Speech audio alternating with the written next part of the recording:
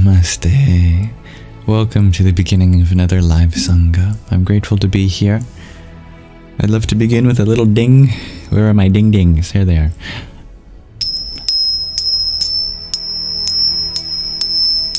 They're actually called manjira.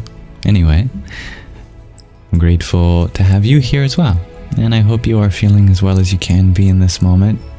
If there's any difficulties you're facing, feeling, that's okay.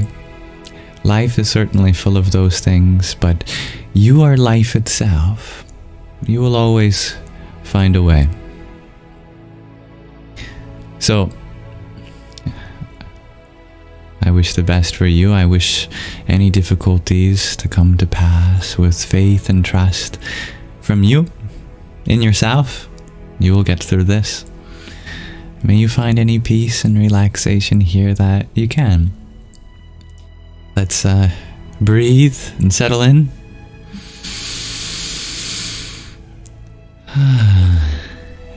And those who are joining now, if you want to share any insights that you've had, I'd love to hear them.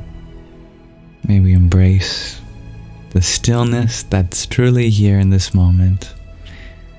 You are resilient. I'd love to set the intention for the space as being one for us to come together as fellow students of life, to uplift each other, share experiences, and uplift each other, share positive sentiments, and relate in each other's experiences. Hello, dear Orphic Dreams. Nice to have you here. Namaste, Sky Guardian. I warmly welcome all of you. I look forward to connection and support that we can offer each other here. I'm grateful for positive energy exchange as always. We grow together. Well, thank you, dear Gun Lord. You are certainly a wonderful addition to this space. And thank you, Orphic Dreams, for the heart me that you sent. Never expected, but always appreciated. Om Namah Shivaya. Greetings, dear Rainbolt Mom. Hello, dear cat. I'm happy you find peace here. Thank you for the follow. Hello, TJ. My day's been going well so far. Thank you. How has your day been? And thank you for your presence here.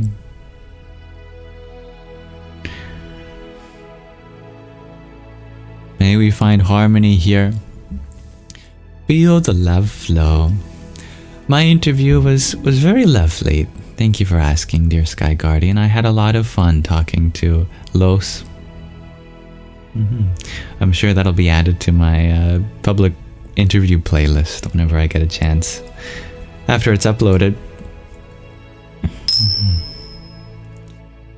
Hello, dear wizard. You're wondering if there's ASMR. This is not an ASMR live stream, but may you find autonomous sensory meridian response in the form of tingles. Anyhow, I do have a prayer to start off our live stream with today. This prayer definitely gives me tingles. It comes from the ancient Sanskrit texts, the Katha and Taittiriya Upanishads. It goes like this. Om Sahana Bhavatu Sahana Bhunaktu Sahaviryam Karva Vahai Tejasvinavadhitamastu Ma Vidvisha Vahai. Om Shanti Shanti Shanti. That means Om. May the Divine protect us both together. May the Divine nourish us both together. May our study be vigorous and effective, and may we not mutually dispute or hate any. This is the first part of our Sangha, dedicated to listening. Love to listen to you, hear how you are doing. And then at the end we'll have a reading from our book, The Journey Home, Autobiography of an American Swami, Radhanath Swami. But before then, there's a show and tell from one of you, because I love to hold space for what you have to share as well. Hello, dear Josand. Perfect timing, as what we have to share comes from you today. And thank you, dear user 253, for your rose too. Om Dham Namaschandraya. I love to see positivity in chat. Let's listen to your song, dear Josand.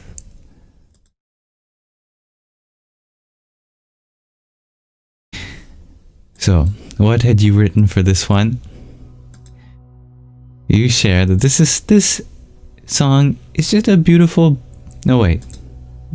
That's a different song. I'm getting mixed up here. You share, this instrumental is called Underneath. Underneath it all, and you would like to add a featured artist to your collection of songs on Spotify or Apple Music. But then you sent in another one, which is called Maybe One Day, and that's the one we're listening to. And it will be released on the 19th of January to Spotify and Apple Music. Wonderful. Alright, so let's listen to that together, shall we? Let me turn down the background music so that we can listen intently, just on the positive vibrations that you have to offer.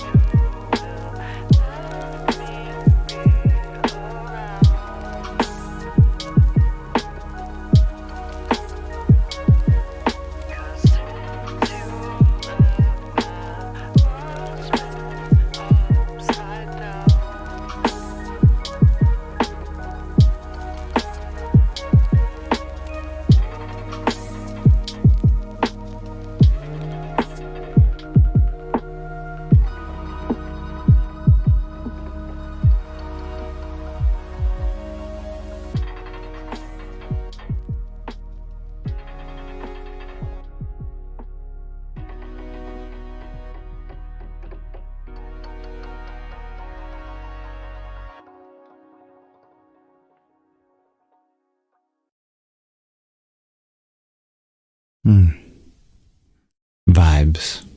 Just vibes. Good vibrations. Thank you. I very much enjoyed that. Very vibey, shares Dalita. This song scratches your brain so goodly right now, shares Real. Right? Yeah, it's a nice brain scratcher. Love the sound, shares Rhiannon Clark Music. You like the song, dear Jim? Great job. Catchy. Got some love age vibes. Oh, I like that.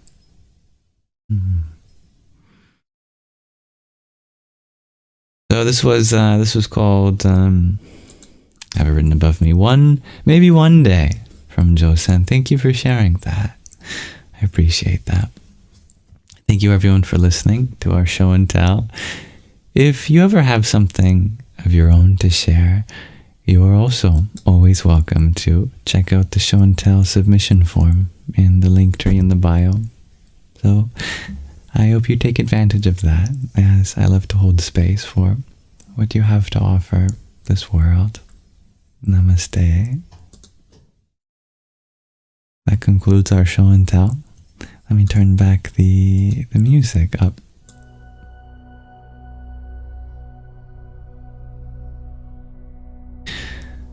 I see. Dear Shaiti, you had joined. You're 1 week out of surgery. I'm so happy to hear that you're doing well. How are you? Went way better than you thought. I knew it would. Yeah. Lovely to have you here. The funny thing about the mind is that out of 100 things that the mind is afraid of, like 99% never comes true. In fact, you could even argue that 100% doesn't come true, because it's practically never that exactly the way we think it's going to turn out, it turns out that way. We can be grateful for that, especially in the case of your fears and worries about this treatment. You are a wonderful and lively addition to the space and by extension the world, and I'm so grateful that it turned out okay and that you're doing well. Welcome everyone who joined while we were listening to Josen's song. Things are always much better than we think. Absolutely, dear Jarrett.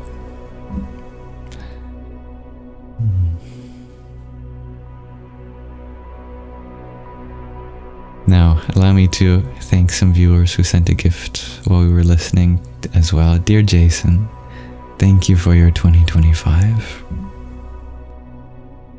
Om Bhram Bhairvaya Namo Namah.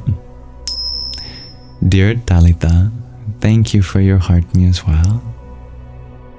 Hare Krishna. Dear Jarrett, thank you for your heart me. Ram Ram. Ostlending, thank you for your tiny. Yippee! And Kara, thank you for your tiny too. Yahoo! Welcome, dear Magdalene. Radhe or Radhe. Hello, dear Merle. Thank you. Magdalene, you share that you hope everyone's heart is doing well in this moment. If not, lean on this space. It is safe. Well, you definitely add to the safety here, as I know that you are always so open-minded with what people have to share. And a comfort to us all.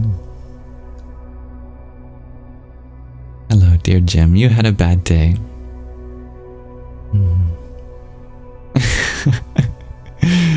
You had some nice yam hair, then went nuts and dyed it. No show and tell on that one. Oh my goodness. I don't know what to say other than our hair is definitely one way we express ourselves. Thankfully, it's not the only way. And every experience is a learning one.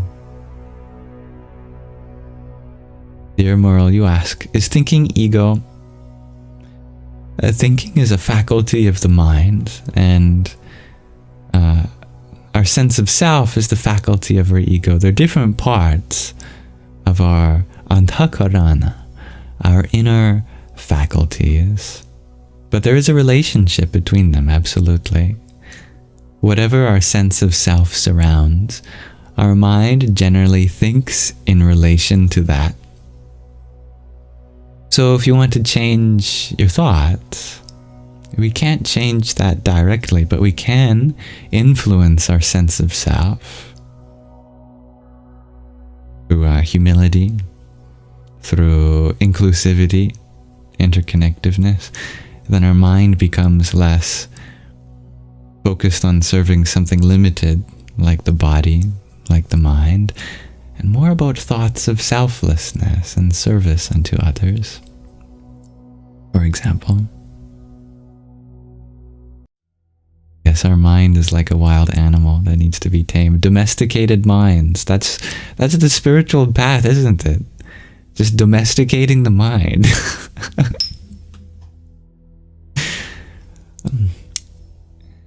Dear Josen, you wonder, where is G? Oh, it's nice that you think of her. I have a feeling she is here. I can sense her presence.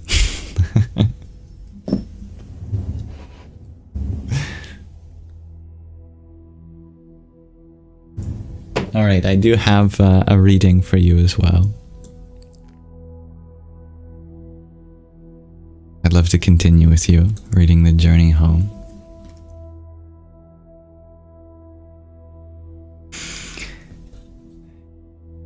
I think you'll really like this book. It can be a bit provocative at times, but nothing that is too crazy. To catch you up to speed, this is a new book that we're reading. It's autobiography of an American Swami who later became known as Radhanath Swami. We're exploring his childhood still. In the first chapter, he grew up in Chicago, I believe, to Jewish parents, and he was explaining the difficulty that he faced with anti-Semitism. He grew up in the 50s and 60s, so definitely at a time that has seen a lot of change. And as he got older, he became a little bit more of a hippie in the counterculture movement, and that's where we left off. I think he's about to go into some of the friendships that he had. He mentioned two friends, one named Bassoon, I think, and another named Gary.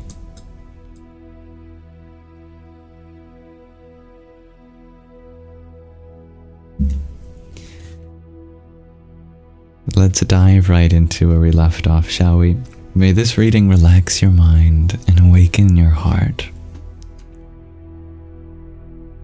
Gary Liss, whose friendship would become a miracle in my life, was friendly, outgoing, and ever restless for the next adventure. Gary was a rebel who truly found himself when he found the counterculture.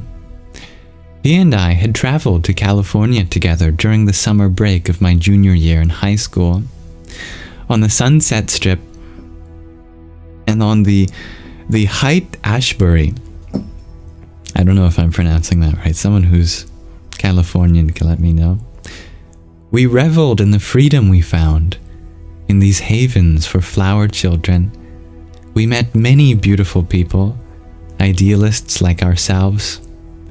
As for the more outrageous characters we encountered there, people who seemed to value being destructive, rude, or hedonistic, we steered clear. Oh, hello, dear Raina. You sure it's pronounced hate? Haight-Ashbury, thank you for letting me know. In 1969, I attended Miami-Dade College in Florida. Dade, or maybe Dade? Another name I'm not certain of. Anyway, along with my close friends from high school, Bassoon, Steve, and Gary. I, like so many of my generation, was young, wild, and hungry for adventure. But it was at this time that I first noticed something taking precedent over everything else.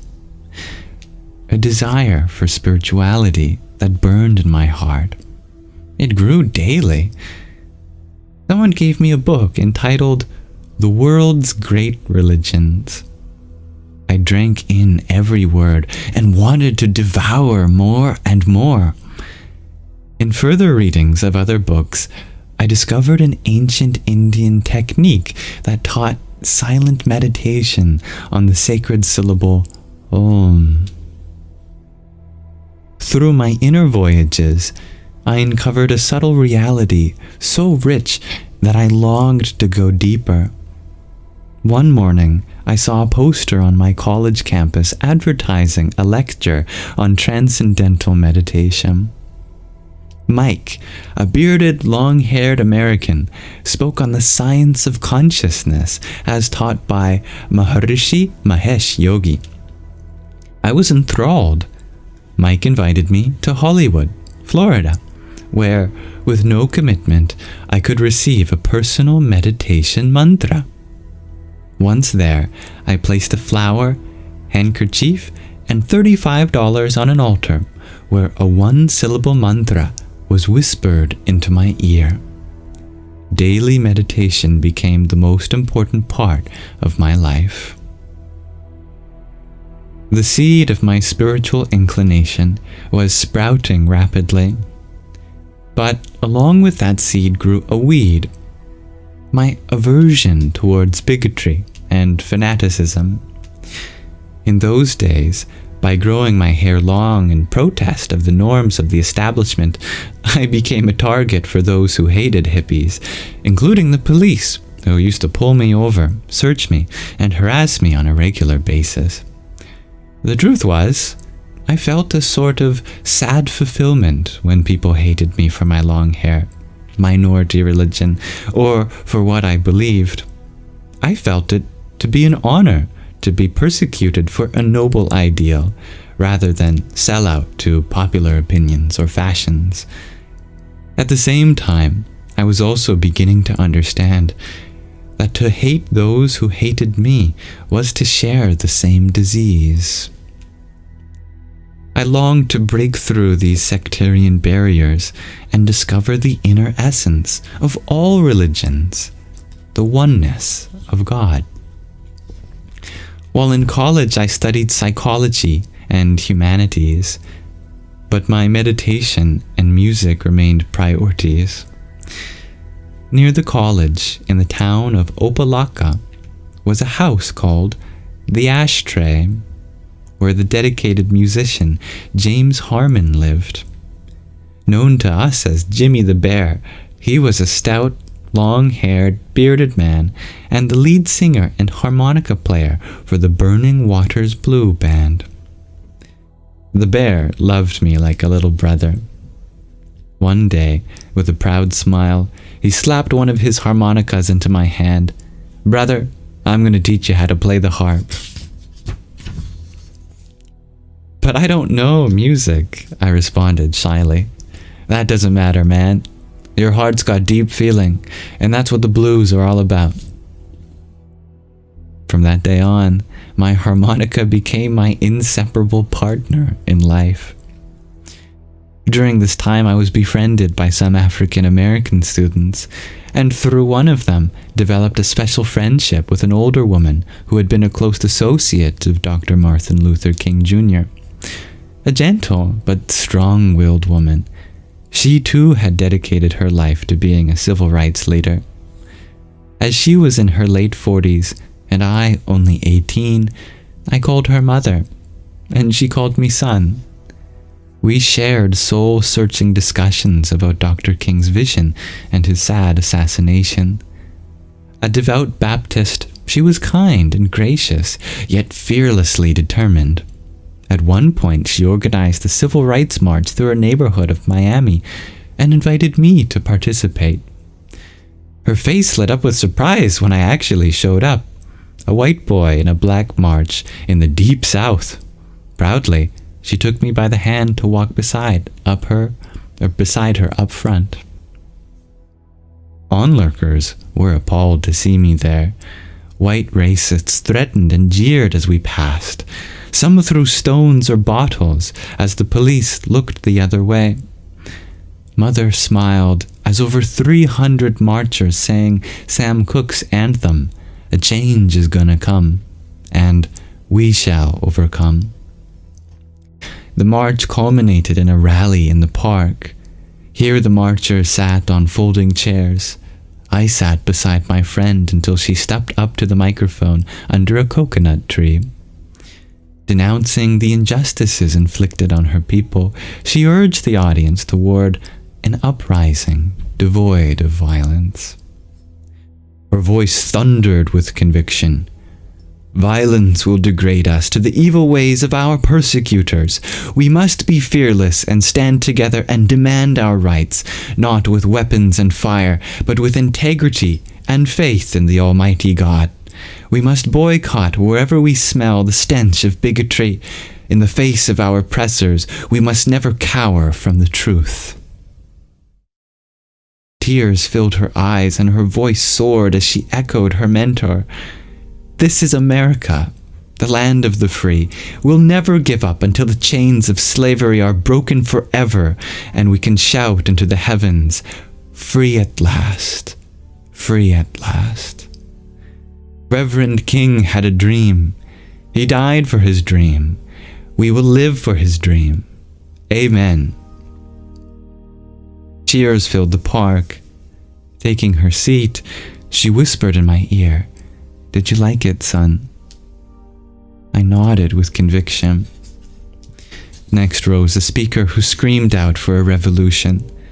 All hope for a non-violent solution terminated when Reverend King was shot dead, he said, his voice full of indignation and rage. "Brothers and sisters, rise from your slumber. We must fight fire with fire. The freedom of this nation was won by war, not peace. We must vow to exterminate our white oppressors and burn their cities." Half the crowd howled in support, while others sighed in shame. Soaked with sweat, the man shook his fist in frenzy. They plot to keep us forever in the back of their buses and prisoners of the ghettos.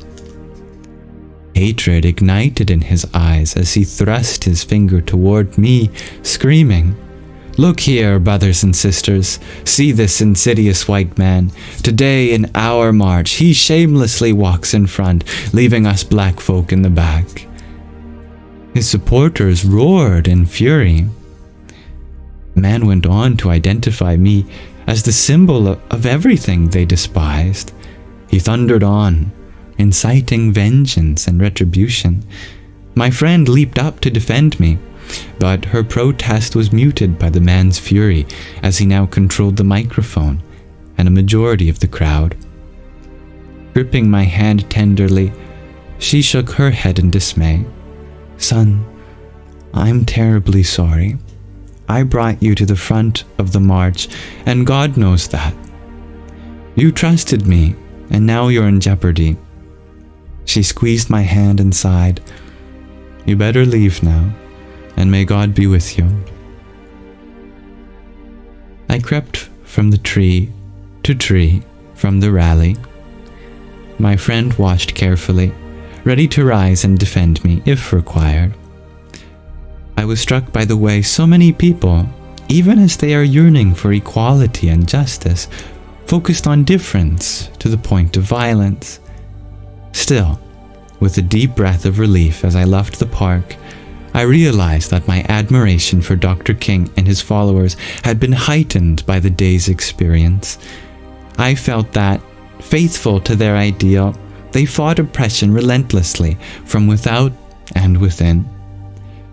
As I walked alone under the Florida sun, I recalled a passage that shed light on the experience. If a person does not have an ideal he's ready to die for, he has nothing really meaningful to live for. Then it came to me. Martin Luther King Jr. had a dream he lived and died for, and that dream changed the world. Wasn't that power in all of us if we pursued our calling.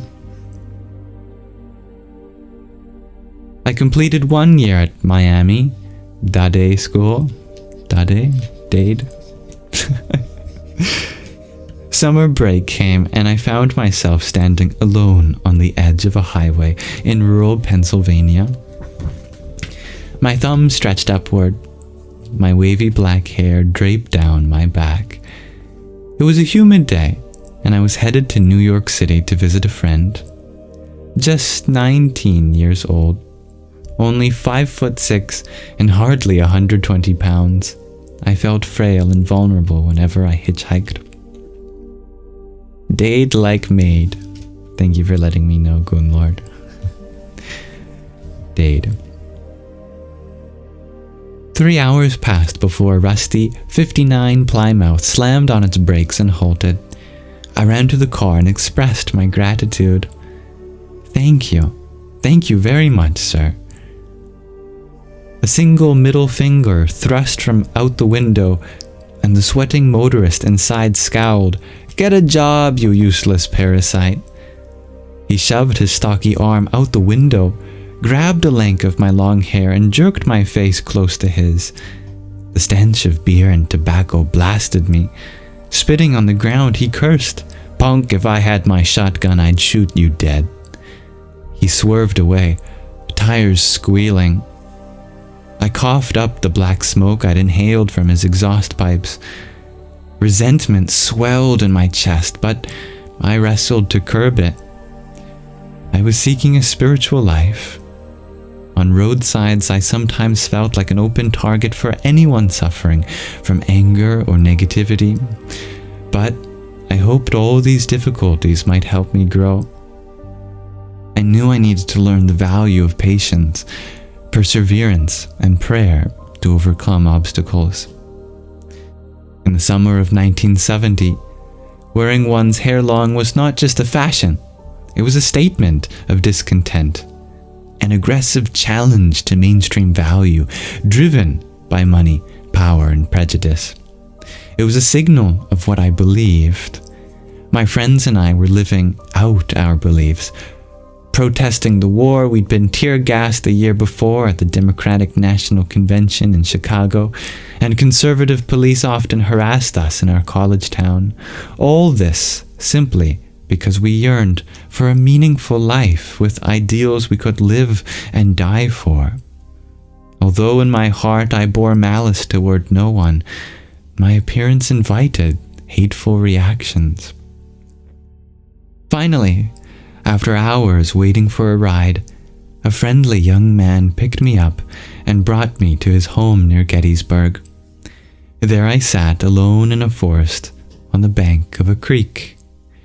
The song of the babbling stream soothed my heart. The flowing water swirled around both wood and stone. The creek seemed to know a secret that could unfold the mysteries of life. If only, like the running stream, I just follow my calling, I thought. Nature may whisper her secrets and guide me to my destiny.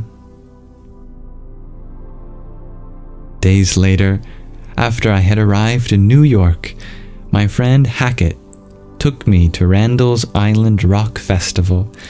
An array of bands, from Jimi Hendrix to Mountain, took the stage and played with abandon. I wandered away for a break and was approached by a young American with a shaved head. He wore white robes, and I took him to be a strange sort of monk. With no explanation, he handed me a pamphlet and asked for a donation. I told him I had no money, and as we were talking, another man approached, a pusher wanting to sell me hashish. When I repeated that I couldn't pay for anything, the two of them got into a debate together and wandered off. The monk forgot to take his pamphlet, and, without giving it a second glance, I slipped it into my little bag.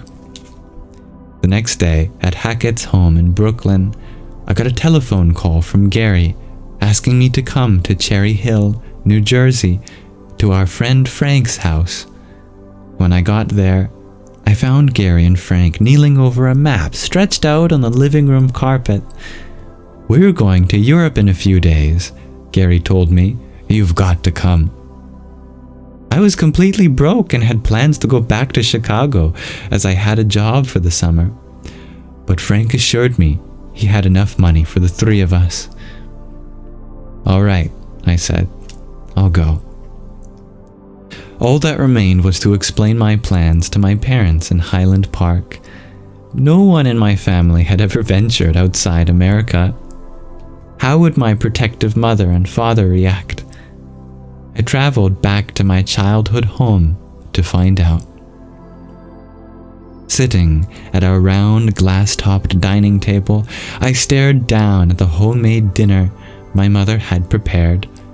She would personally cook a feast for us every evening, neatly arranged on my plate with succulent lasagna, crispy Italian bread lavished with a buttery garlic sauce, and buttered artichoke hearts.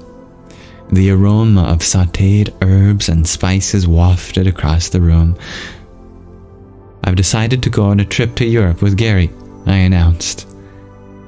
Blank faces stared back at me across the table as I nervously shook extra salt and pepper over my food.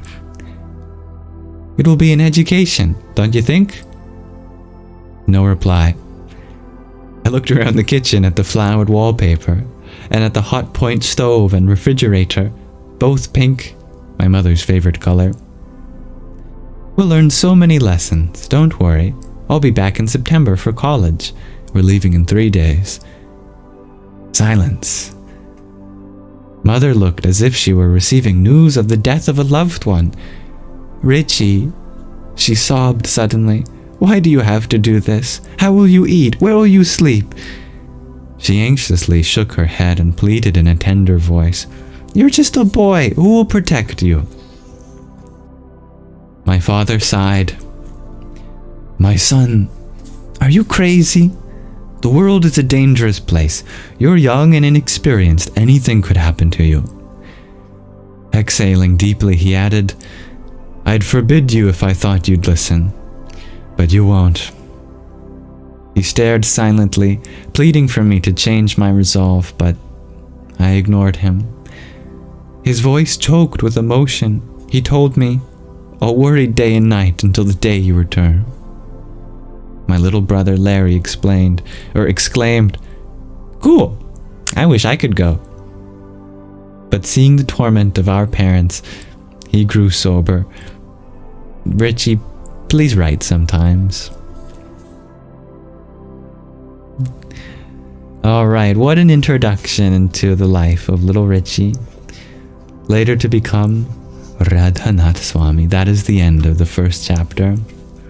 And for your patience, there's a little bonus at the end of this chapter. There's some pictures that maybe you'd like to see.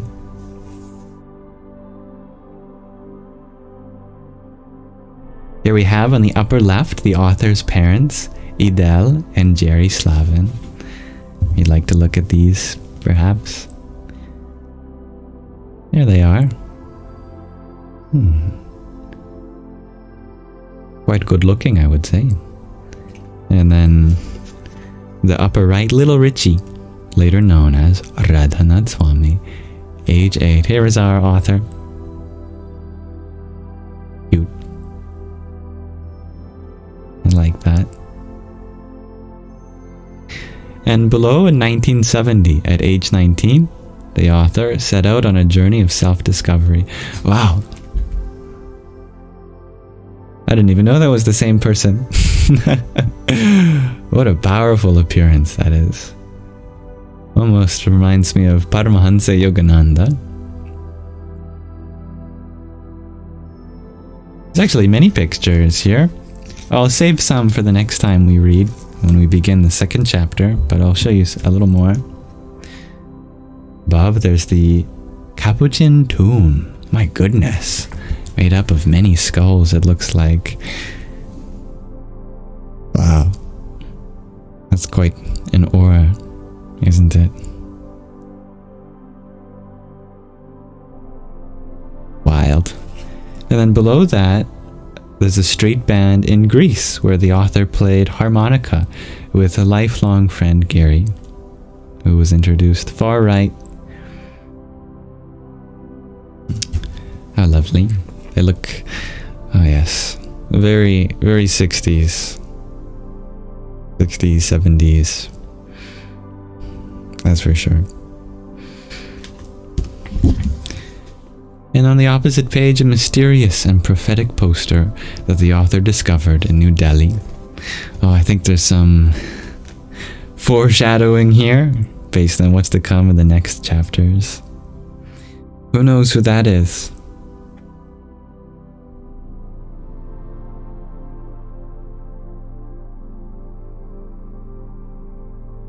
It's Krishna. That's right, dear Sargam. Alright, we'll pause our reading and our exploration there for now. There's some more pictures next time. Thank you very much.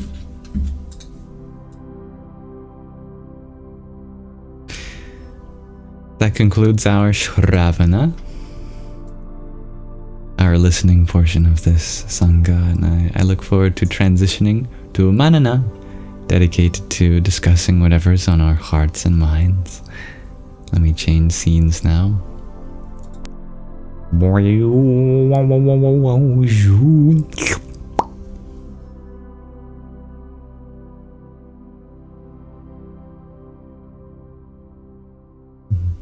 any of you have any reflections on our book so far, I'd love to hear them, but I'd certainly anticipate the wisdom in our discussion.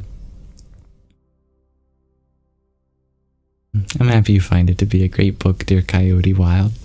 I find it to be the same, too.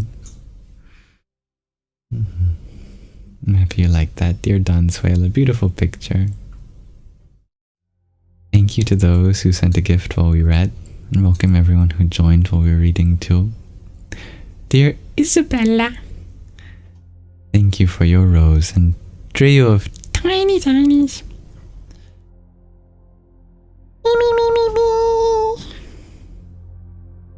Guess the tiny Diny is finding his voice. Thank you, dear Starlight Wow, for your flowers. Hare Krishna. Tattvam Asi, thank you for your quintet of roses too.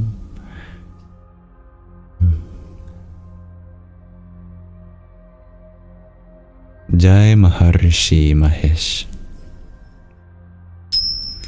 And Neon Jello Pack, thank you for your quintet of tiny Dinies. Om Namah Shivaya. Oh, that was a Hindu tiny Diny, I guess. Salut, dear your biggest fan. Hello, dear Zachary. Hello, dear Katlina. I'm glad you appreciate my sound effects, dear Neon Jello Pack.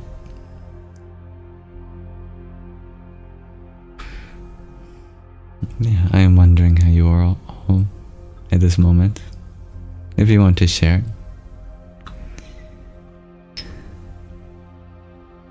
Hello, dear Magic Ninja. Helium Hindi. Yeah. Heliindi. Hindelium. I don't know.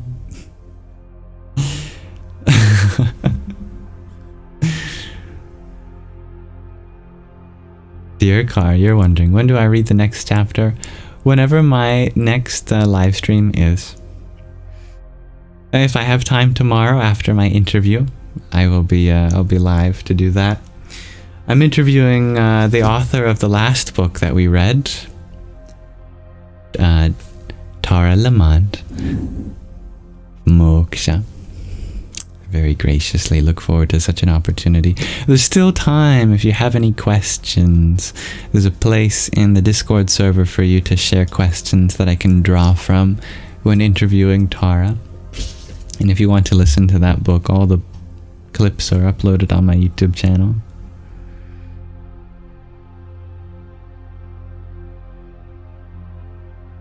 Hello, dear Link. You were wondering, do I plan to go live somewhere else if you get kicked off of here? Of course. Yeah. I will still have TikTok, being that I am not American, but I know that many of you are American. Of course, I'll consider your needs and wants. I'll cross that bridge when we get there. We'll see what actually happens. It'll be a quick fix, whatever it is. Stream on whatever the next best is, if it so happens.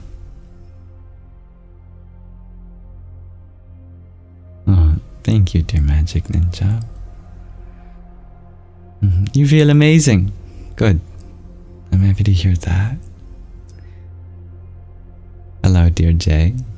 I'm doing well, thank you. How are you? Hello, dear Hopscott. You share you're struggling to find meaning in your work, but you never struggle to find meaning in your spiritual endeavors. Sounds like there's a disconnect between your work and your spiritual endeavors. Well, you're always welcome, of course, to explore the different ways in which you can support yourself financially. But in spiritual life, the purpose of work shifts. No longer are we going to work just to make a living, but as an expression of what we want to be doing, especially when it comes to how we can help others. The most rewarding job is not the one that has the highest paying salary, but the one in which you get to help the most people, whatever that special niche is for you. If you really feel like you're adding to someone's life with what you do, that's the best career for you. Not because it's your responsibility, but because it feels so good to bring smiles to people's faces, to actively provide something that genuinely makes a difference in another person's life. It's like we're designed for that.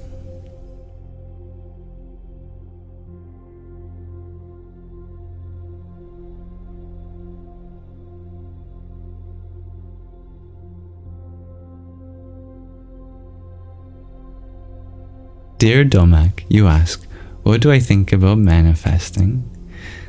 Manifesting is something that is known as the Icha Shakti in ancient Sanskrit. The Icha Shakti. It is empowered through gratitude. The universe doesn't respond well to demands. If you make a demand on the universe, then that's an expression of not being grateful for the things that we've already been given in life. It's an expression of feeling like we take for granted this life. So manifesting does not work by placing demands on this universe. But if you become grateful for the things you have, that invites in even more grace in your life. Follow the lives of grateful people, and they continue to receive more and more things. If you follow the lives of complainers, they continue to lose more and more things. So if you want to really be a part of this universe, be grateful. Try it for yourself. Spend 24 hours being grateful for everything you have. See what happens tomorrow. It'll make a big difference. We are resource distributors. We're supposed to be anyway. The better we are at accepting the coming and going of the things in our life, the more resources get sent to us in order to take care of others with.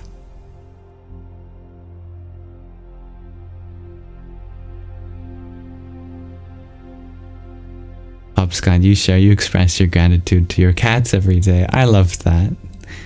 I'm very grateful for cats too. Divine beings they are. And thank you, dear MJ, for your hand heart.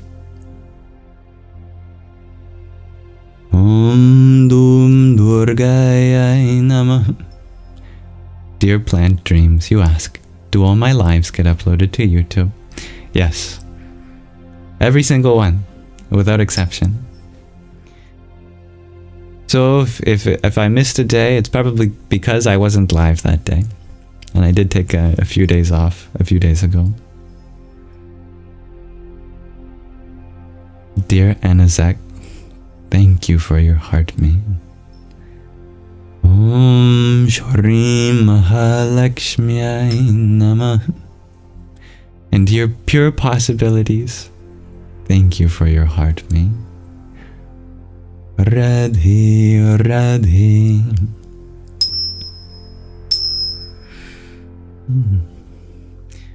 I am grateful for the Sangha too, dear G, and for you.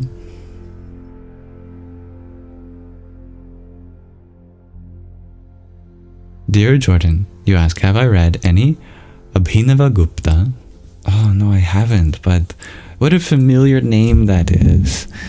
Let me remind myself.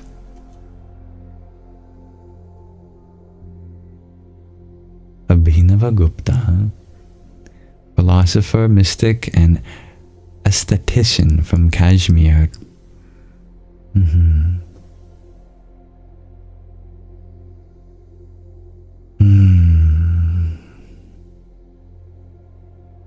He held the doctrine, there is no poetry without rasa. I love that. Yeah. The rasa, or aesthetic experience, is not the experience of basic emotion, sthayi bhava, in isolation from situation, mimetic changes, and momentary emotions, but in union with them. I love that. Feel your feelings deeply. Yeah, I have heard of him before.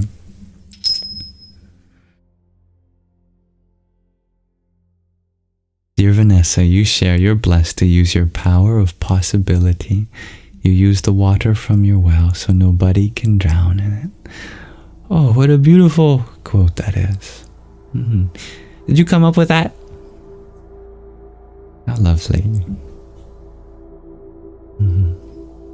Did I take a vacation, asks dear Sargam. No, not at all. This is my vacation.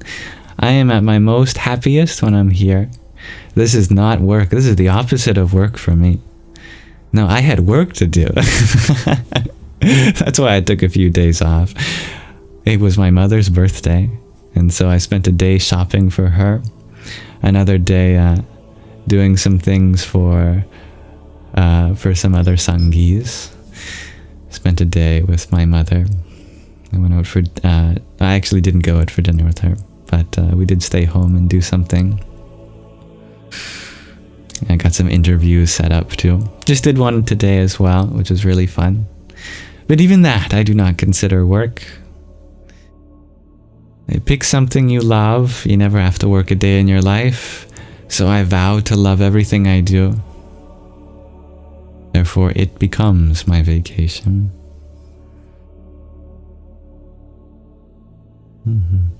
What a beautiful creative ability you have to encapsulate your experience, dear Vanessa. And today is your father's birthday too. A simple call makes a world of difference. Yeah. Phone your mother, phone your father, everyone, when you get a chance. Love them. Receive love by them.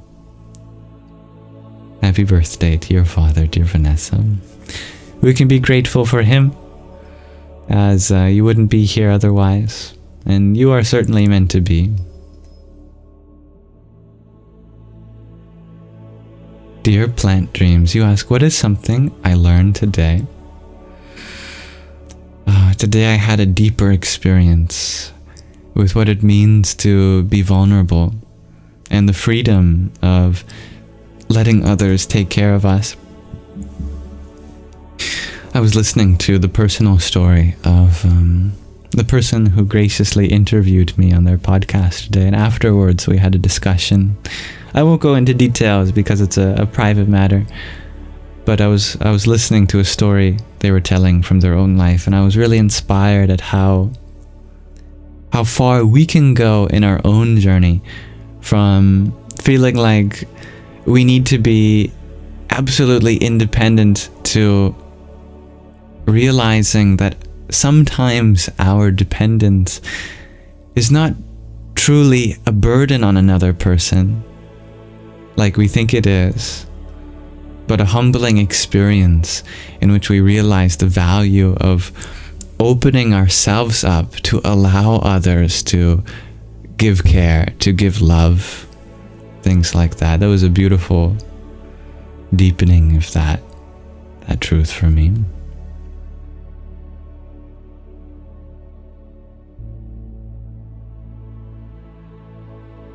Dear Anne, you share, I never talk about my father. My father is a very private person too, and he prefers to not go into too many details. My mother is a very open person. I would love to talk about my father, but I respect his privacy. I love him very dearly.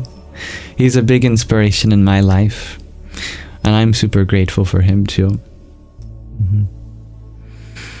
At the moment, he's also struggling with a few things, and I don't want to get into that without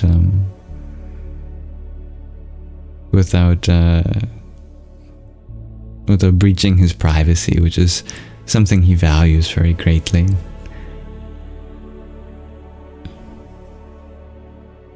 Thank you, dear John Simon Richie, for your heart, mate. Om Kham Jahnavyay Namah.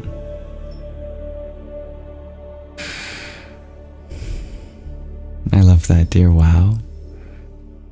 Someone said, life will always be life, but we will not always be the same as we were yesterday. And you said that. I love that.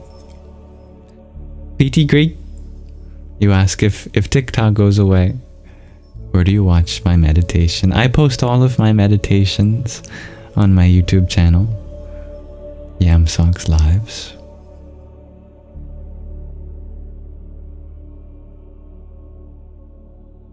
Dear Zena, you want to share that you are very sick now, but listening to this live to help yourself and your body. Oh, thank you for sharing that. I wish you lots of healing and rest, and may those who have the gift of being able to take care of you be allowed to do so. Dear Nicked in the House, you had asked, is it dangerous for the brain to do mush? You asked this yesterday, and maybe by the time I answered, it was too late. But I'd be happy to go into this topic again.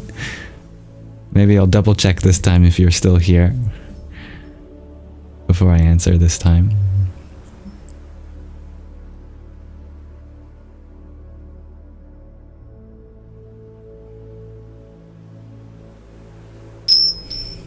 And dear Vanessa, you share, when you fill your own cup, allow others to joy from the overspill.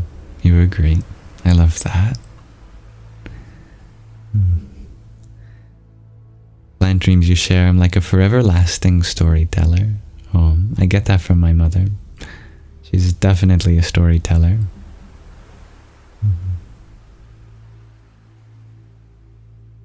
Dear PT Greek, you ask, is it Yamsox Live? That is my YouTube, yes.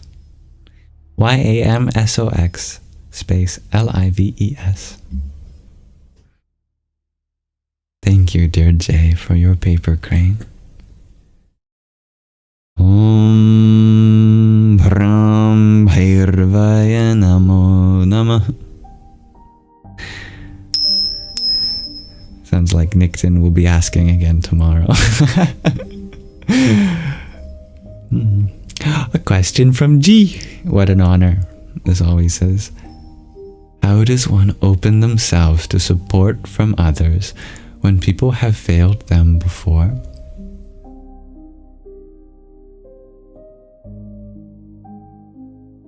What an important lesson that is.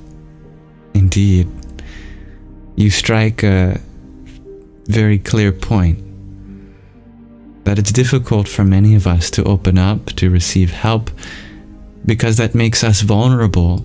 And perhaps in the past, that vulnerability was taken advantage of in some way.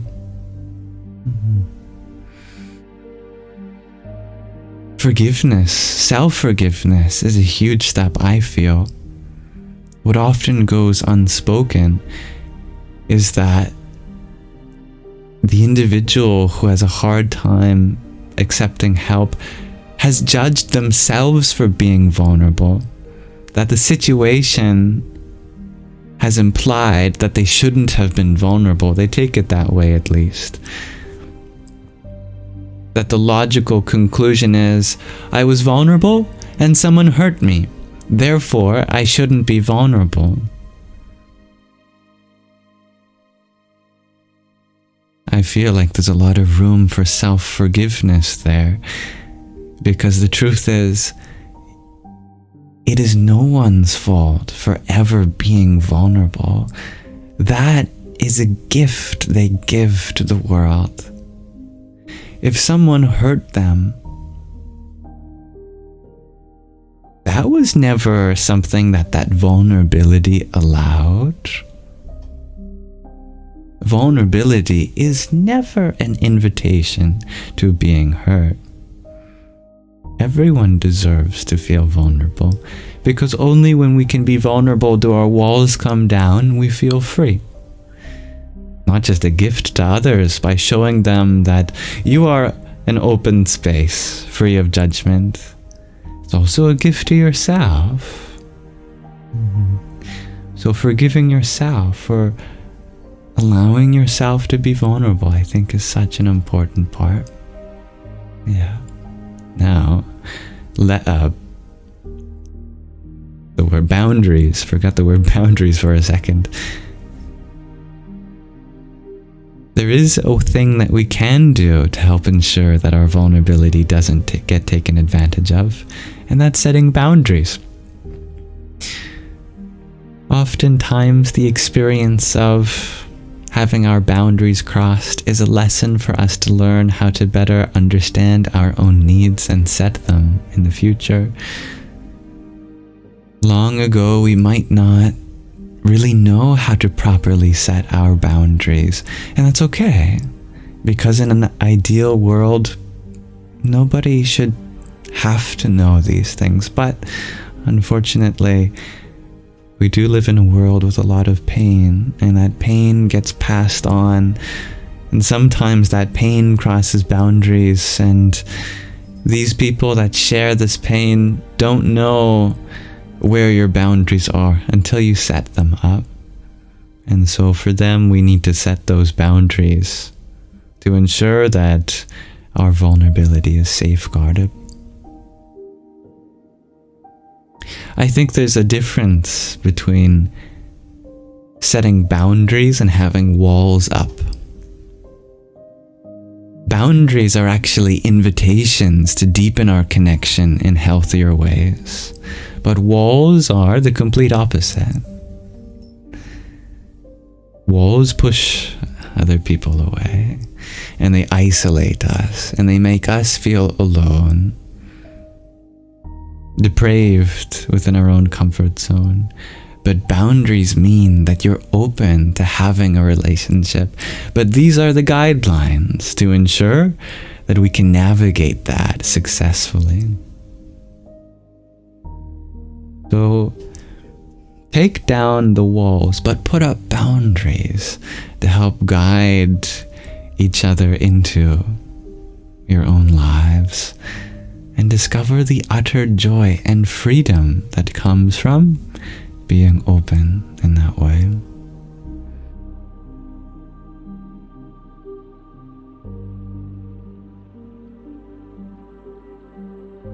With proper communication, I truly believe that we can have some kind of relationship with everybody.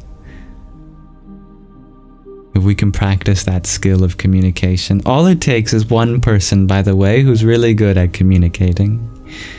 Communication is a skill you learn not just for yourself, but everyone in your life. Even if the people in your life are terrible communicators, if you are a good communicator, that doesn't matter. You are able to help phrase things for them, perhaps continue their sentences and ask to clarify if this is what you mean and if they would prefer to put it like this instead, things like that. The beautiful gift you give everyone in the world by deepening your ability to express yourself as the same self within you is ultimately the same self that we all share. We are all the I am of the universe. And thank you, dear Anna, for the rose you had sent. Om Kring Kali Kai Namah. Dear Domak, thank you for your donut too. Hari Om Tat Sat. Dear Vanessa, you share not a question I deserve, but one you need to ask. Of course, be my guest always. You share when you forgive their story and yours. But what if you feel like they don't forgive you? That's not your weight to bear. Yeah. Forgiveness is never about the other person. It's about you. When you forgive, it's not about validating another person's harm that they caused you. It's not about dismissing your own suffering. Forgiveness means freeing yourself of any resentment. If they have yet to forgive you, then they're holding on to their own resentment still. That's their burden, not yours. Of course, we can wish for them to do that, but again, that requires them being vulnerable, and we could never make them vulnerable. We could never force anybody to be vulnerable.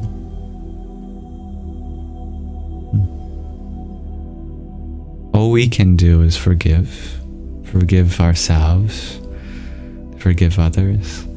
We have no responsibility for another person's forgiveness other than being open to it. If you're open to it, that's enough.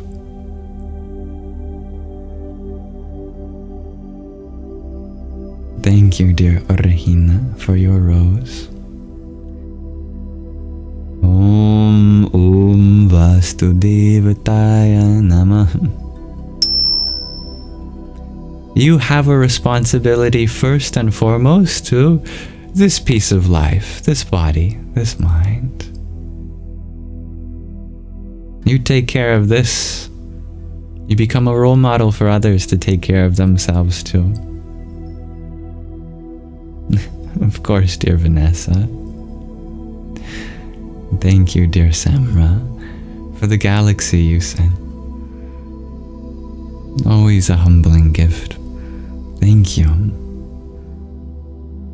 Om Bhairava Rudraya Maha Rudraya Kala Rudraya Kalpanda Rudraya Veera Rudraya Rudra Rudraya Ghora Rudraya Aghora Rudraya Martanda Rudraya Anda Rudraya Brahmanda Rudraya Chanda Rudraya Prachanda Rudraya Thanda Rudraya Shura Rudraya Veera Rudraya Bhava Rudraya Bhima Rudraya Atala Rudraya, Vitala Rudraya, Sutala Rudraya, Mahatala Rudraya, Rasatala Rudraya, Talatala Rudraya, Patala Rudraya, Namo Namah.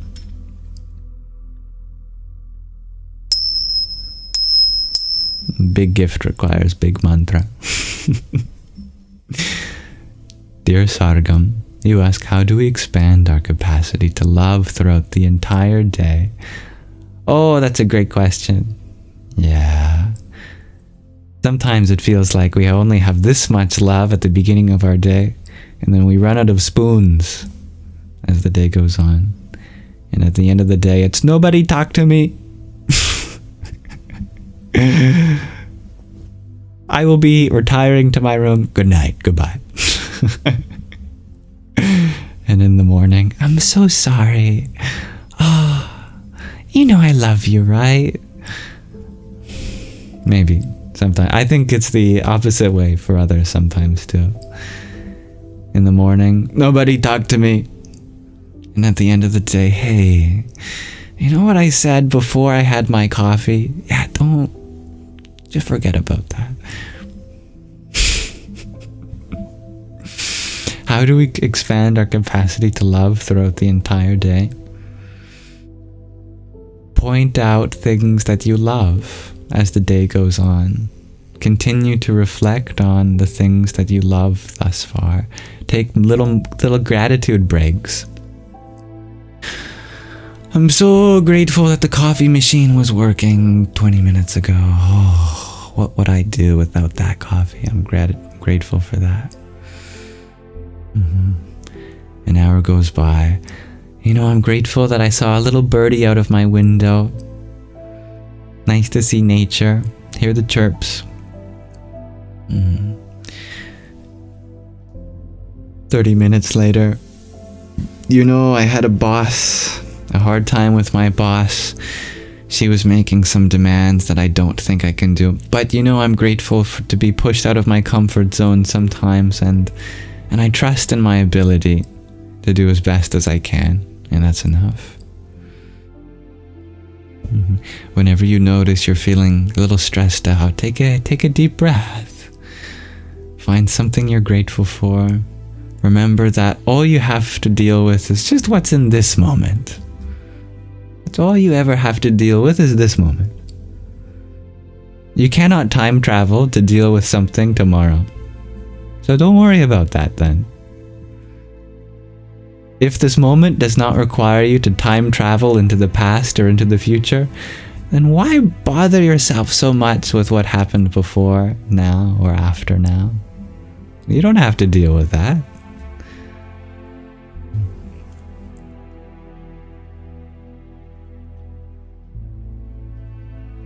Thank you, dear Dolmak, for the half a dozen roses you had sent. Om Pram Hanumate Namah. Hello, dear Mimi. Dear Mirna. You thought I wouldn't show up before the end of the weekend. Yeah, I've been very busy, but you know what?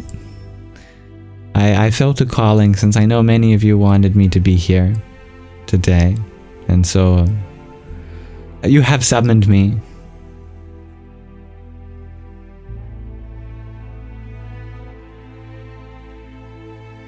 I could never say no to you. Dear Vanessa, you ask, what if you feel like you're a quitter? Is it because you haven't found your best? Or is it really because they didn't believe in you? I feel like I've been a quitter my whole life too. I quit so many things. This is true. I remember my first time ice skating. Now, when I was that age, I had a really large head. It was so heavy, this is true. If I leaned forward, I would fall over sometimes. A very skinny body. That just amplified when I had ice skates on and a big helmet, that I'd have to keep my head perfectly straight. If it was just 1 degree over, I'd go blop on the ice. I got so frustrated, I said, Mom, I'm quitting learning how to ice skate and I'm never learning again. And it's true. I have ice skated since, but I never went back to learn how. When I was in school, if I didn't like where a project was going, I would just quit. I wouldn't hand in any tests. If I didn't want to do my homework, I just wouldn't do it. And I would get bad grades, whatever. And when I failed my 3rd attempt at getting my driver's license, I quit too. This was 7 years ago now. I never went back. Don't have my license. And you know what? I'm still happy with my life, because no matter how many things you quit, there's always something more for you to attend to. Life is full of opportunities that no matter what you give up on, life won't give up on you. Okay, skating's not your thing. Whatever. Okay, driving's not your thing. Whatever. Okay, academia isn't your thing. Whatever. What do you want to do in life? I say continue to quit everything until you find something that really means something to you. Something you know that you'd never quit because you love it.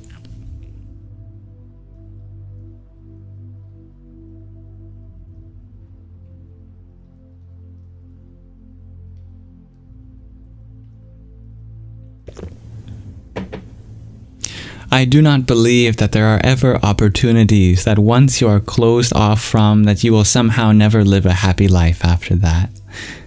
I call it the myth of an inaccessible heaven. That we feel like, oh no, have I ruined my chances of being happy? Have I ruined my chances of finding peace, finding that thing? No. Because heaven is something within you at all times. And you are on an infinite discovery, an infinite scavenger hunt. You continue to find things you love, and not everything is meant for you, and that's okay. You've got eternity.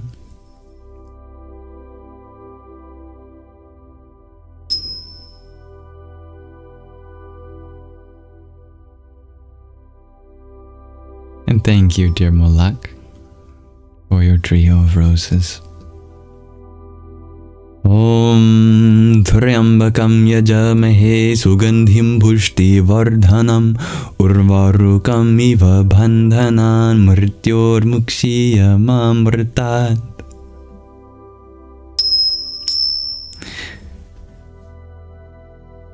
You are not defined by your results in life.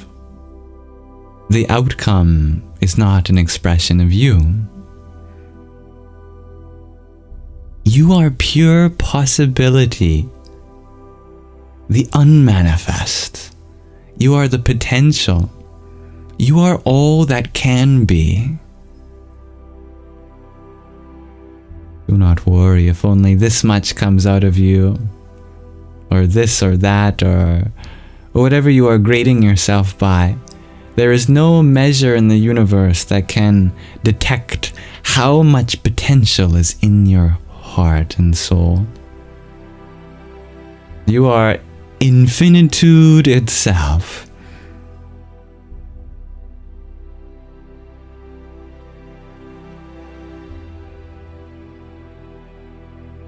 Thank you, dear Jill and Simon Aladdin, for your trio of tiny tinies.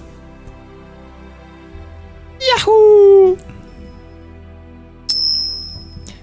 Dear Jay, you get worried sometimes that the self-serving nature of many parts of society.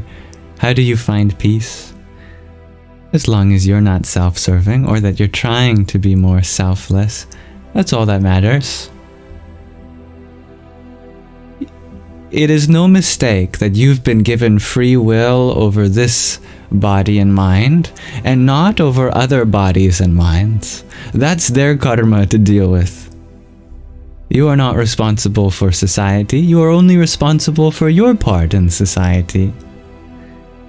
You will live a happy life if you be the best contributor to society that you can be. Your happiness is not dependent on what comes from the outside, but what comes from the inside. If other people want to ruin their lives, that's their business. But if you want to ruin your life, that's your business. If you want to be selfish, you have to bear the consequences of that. But if you want to be selfless, then you get to reap the rewards of the utter fulfillment that comes from attending to the whole. And that's a gift you give to your higher self.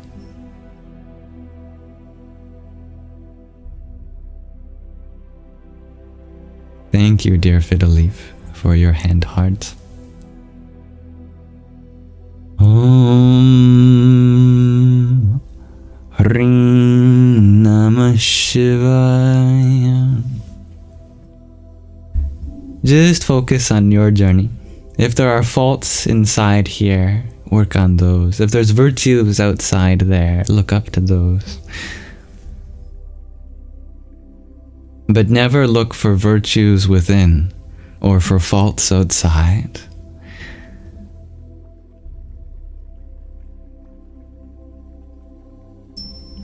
Dear Danalee, you're wondering, why are people saying they will miss me? Did you miss something? I think TikTok is getting banned, maybe, in America, in the United States of America, and they are probably American, but not realizing that I have love for all my viewers, including the Americans, and that I will happily adapt to any changing circumstance in order to ensure that they still feel a part of this community.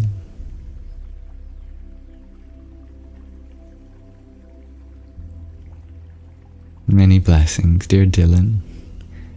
And thank you, dear Lucky Me, for your septet of roses.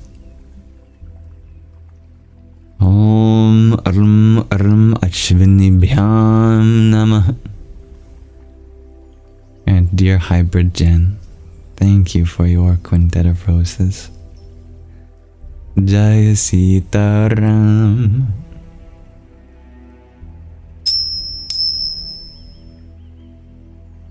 Dear Jake, you keep watching my video on anxiety on YouTube. Can I elaborate on feeling the anxiety for what it is? Absolutely.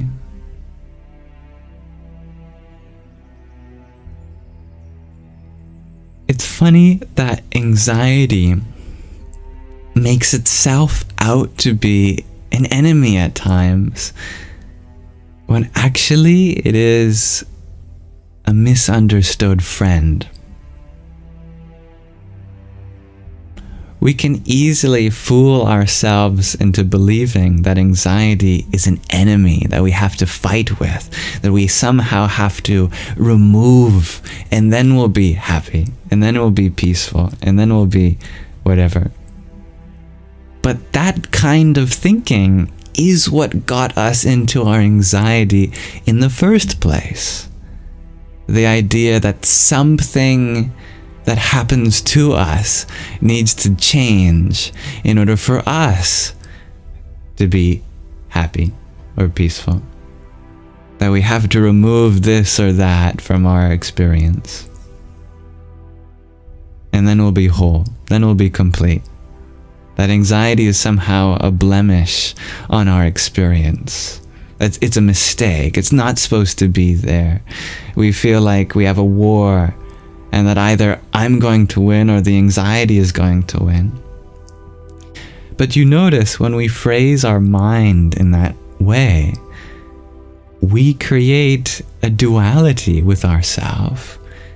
We create an us versus them mentality in our own emotional space. But our emotions are part of how we process our experience. They are just as valid as any other part. It may be uncomfortable to feel anxious, but does that make you any less human, any less whole, any less meant to be who you are at this moment? Is anxiety really a sign that somehow you are wrong for what you're doing in your life, or that you are a mistake in some way? Not at all. If you can allow your anxiety to be there, it goes away. It's a paradox that if you accept anxiety, it goes away. But if you deny anxiety, it won't leave you alone. And I say go away, and I'm speaking a little tongue-in-cheek here. But really what we call as anxiety goes away, but something else remains. And what remains might not even be considered anxiety anymore. It's still the same feeling, but now its relationship to you has changed. Now it's no longer an antagonist in your system, but a voice. Just like there are many voices that speak their truth within you. Such is why we can get into arguments with ourselves when we're the only one in a room. And part of us feels one way and another part feels that way. We have a whole council of beliefs and perspectives within us. If we understand that we are really not one thing in particular, but an ensemble of experiences, and each of them are valid in their own regard, then they all become a part of this human system in a more collaborative way. Instead of trying to speak over each other, they're trying to communicate with each other. The voice of anxiety says, hey, I feel, given the trauma that we've experienced in the past, that there might be something to consider going forward when it comes to, I don't know, your philosophy of existence, or who you are with are you with your life partner or not, or whatever. But that doesn't have to be your voice. It can just be one of your voices, and you can let another one speak at the same time and acknowledge the anxiety. All right, anxiety, I hear you, I understand. It makes complete sense to me that based on the trauma that we've experienced together, that you would have reservations about the nature of existence and our relationship to it. I feel like it's true that I don't know the answers to the questions that you give, but I do know that it's 10 p.m. at night, and at a human level I understand that it's bedtime and that there are no tigers in the bushes waiting to jump out at me, and that I'm allowed to feel comfortable in the safe space of my own bed, and I'll consider your concerns, but I'm also not going to feel like they're going to take over my life. You know, have a dialogue between different parts of you. Wonderful practice you can have. I like that, Fiddle Leaf. Thank you for that, anxiety. I'm going to talk to Joy now. Just like the movie Inside Out, the sequel. Oh, what a beautiful movie that is about anxiety. When I say I cried during that movie, I cried. I bawled. Oh. At the climax of that movie, I was absolutely just given my experience with anxiety.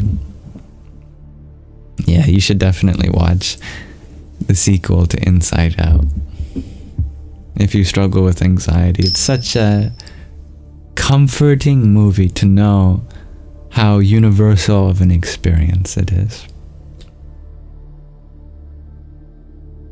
I feel like that would really affirm this journey for you. Thank you, dear Gina, for your rose. Om Namah Parashakdai. Yeah, I could really feel the anxiety in that movie too, dear Josand. I like that idea, Magdalene. A Sangha movie night. Inside Out.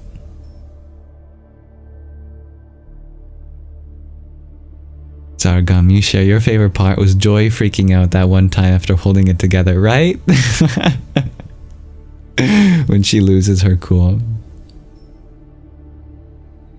Dear Anna, you had asked, what if the depth we seek is no more true than what we see on the surface?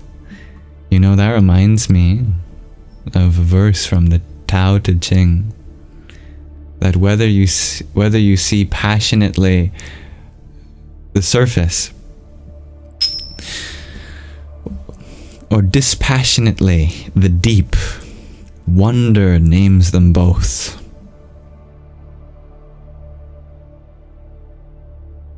That was a very beautiful verse.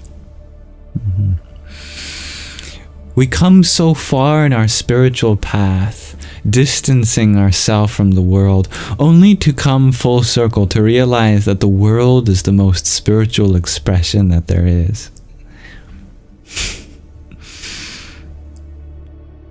We try to escape this reality so one-pointedly, only to come to realize that true escape is from the need to escape anything at all. We search for depths of meaning so grand that we eventually fall through infinity to return on the other side, coming to see the life we've already been living on the surface as deeply spiritual the whole time.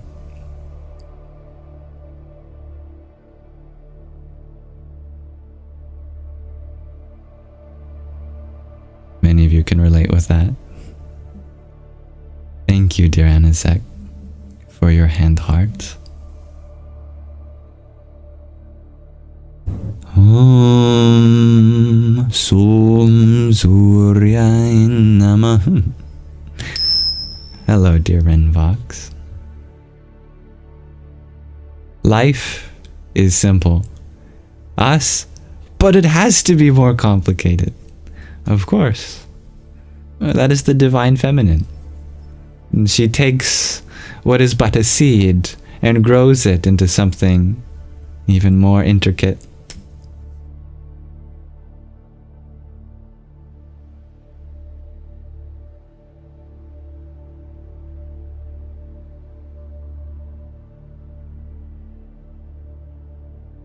Dear Vanessa, you so poetically write, in the miles that we count, we can't escape the rotation of the never-ending depth of the universe. Indeed.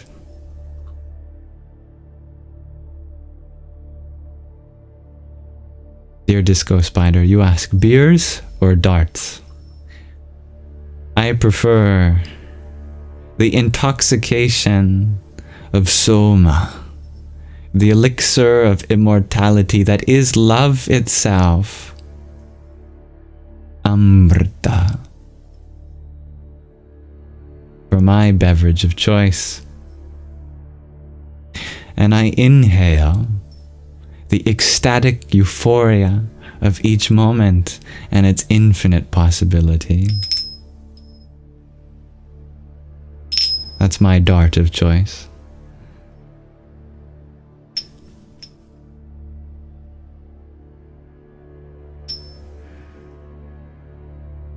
Absolutely, dear Myrna. There is struggle in growing. How could you grow if there wasn't a force to push against? You know that you are growing when you are struggling. That is a sign of growth.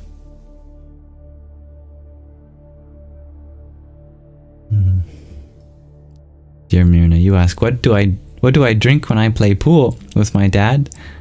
We both drink water.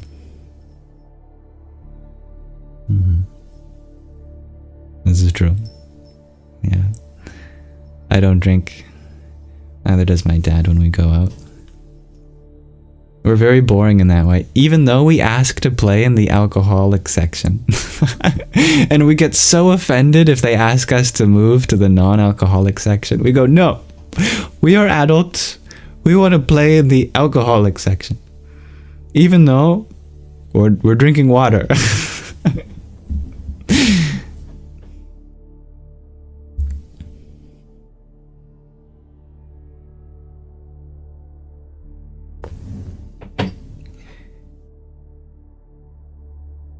Thank you, dear Tan Hao Yu, for your heart mate.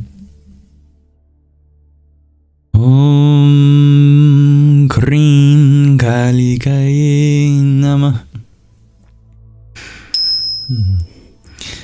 Substances like alcohol, although they may lead to a fun time in the moment, we are ultimately sacrificing how that moment evolves.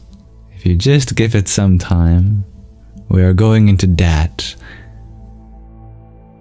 You might have a good time on Friday night. You won't have a good time Saturday morning, let me tell you. And it ultimately cancels out.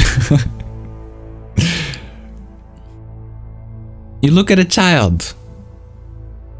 How many drinks do you think you have to be as exuberant as a child? 0.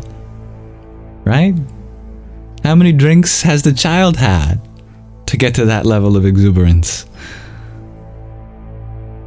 0. So, just look at the children in life. They are living proof that you don't need any substance to have a good time. They are high on life. And that child hasn't gone anywhere. They just might be hiding from the layers of adulthood that have piled on top, just like that chair in your room that has all the clothing. Do your laundry. I know you say that it's not dirty enough because you could wear it another time, because it's one of your favorite clothes. Just wash it anyway.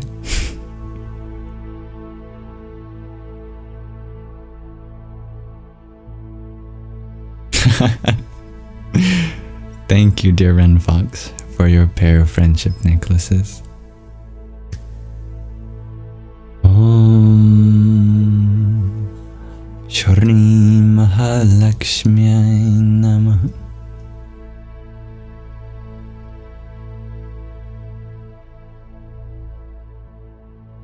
Dear Anna, you share. People get so offended when they find out you don't drink alcohol. I know, because it's a social thing. You want to feel included. It makes sense. No one wants to be the one person at the party that's drinking if no one else is. That'd be no fun. So we look for others for social cues. Alright. Other people are getting obliterated. Clearly I have the green card to do so as well. Or the green light, I mean. And it can feel exclusive to feel like you're separate in some way from some person's experience of partying.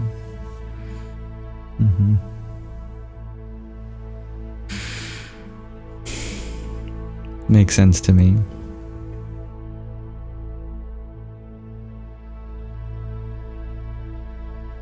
But really, I think so much of party culture is an expression of missing childhood.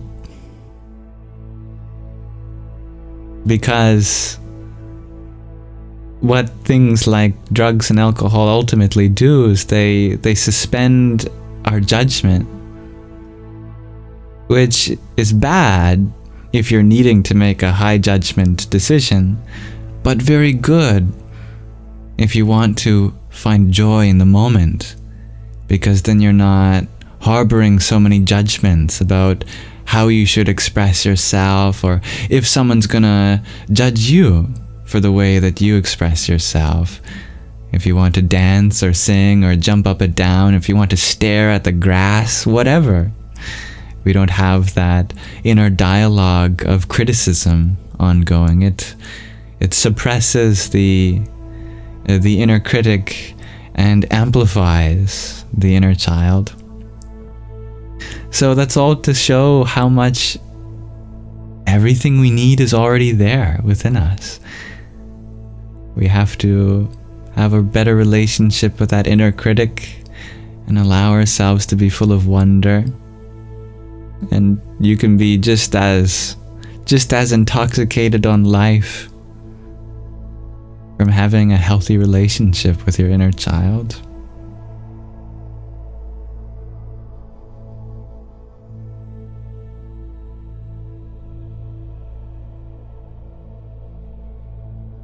Dear Jake, you share party culture was the only time you could be in your body when you were very dissociated. Now you're sober, but you learn self-compassion through it. Oh yeah, every experience is a learning one. I'm so grateful for the experiences that I've had as well. All of it adds to the journey of life.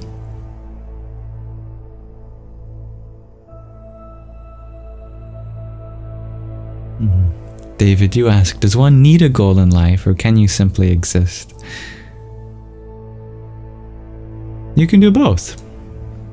Simply existing, it's in your nature to pursue something. But you don't have to pursue anything separate from the moment. Everything that deserves to become manifest, it is already here. It is hiding in plain sight. All of your inherent potential is already in your DNA. It's with you now. You don't need to set a time in the future where that's expressed. Just attend to unfolding what is already ongoing now, and that is the only goal you need for yourself. A goal that is simultaneously set and fulfilled in each moment, in the eternal moment. That the goal is the process, and you fulfill the process by having a goal, and you fulfill the goal in the process. Cyclical in that way.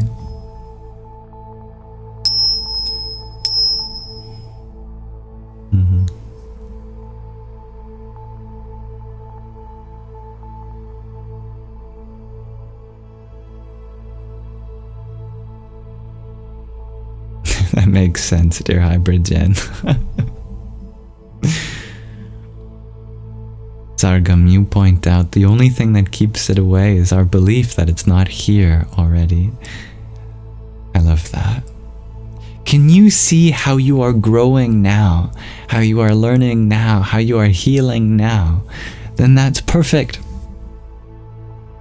Because you don't have to be healed, learned, grown. The process is enough. Your potential is here and now. To embrace your present moment is truly to embrace your potential. So much wisdom is baked into your experience. It unfolds with each moment. Hello, dear Evable. You're wondering, where will I go after TikTok? I'll still be on TikTok. Because I'll be in Canada. And I believe it's only in America that it's being questioned whether TikTok will be shut down or not. Being a Canadian, I'm okay. But I know many of you are in America. And so I'll absolutely consider streaming on other platforms for you.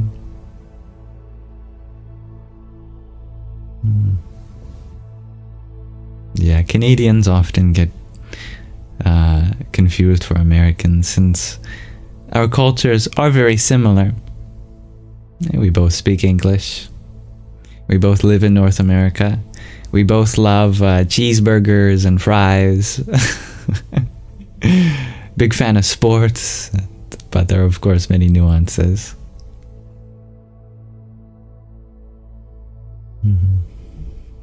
I know I have many fellow Canadians here too. I love the diversity of people from all around the globe here.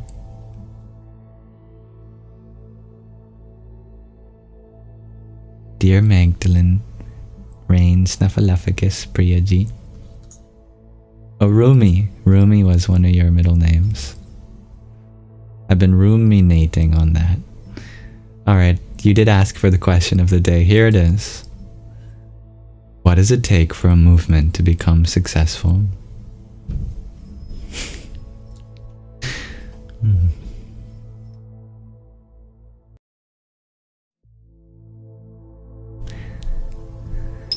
Media, shares Jim. Yeah. Media is an absolute necessity in today's world for gaining traction, raising awareness. I'm glad you find the question to be cool, dear G. I look forward to your answer. You too, dear Fiddle Leaf. Yourself and you only, shares Vanessa. Peace and support. Dear Wesley, you share numbers. Yeah, there's absolutely strength in numbers. Believing in yourself, shares Queen Rock Forever. I love that. persistence and trust on the goal, shares Tatwamasi. I like that. A community, shares Jim. Certainly. Like-minded minds. I like that, barefoot lady. Getting organized, shares Mirna. Tatasto.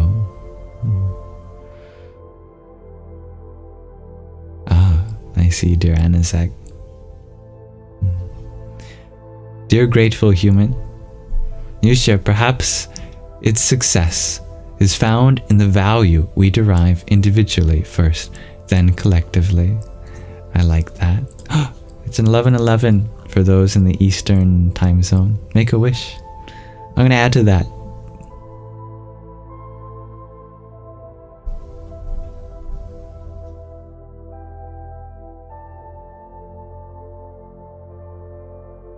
Okay.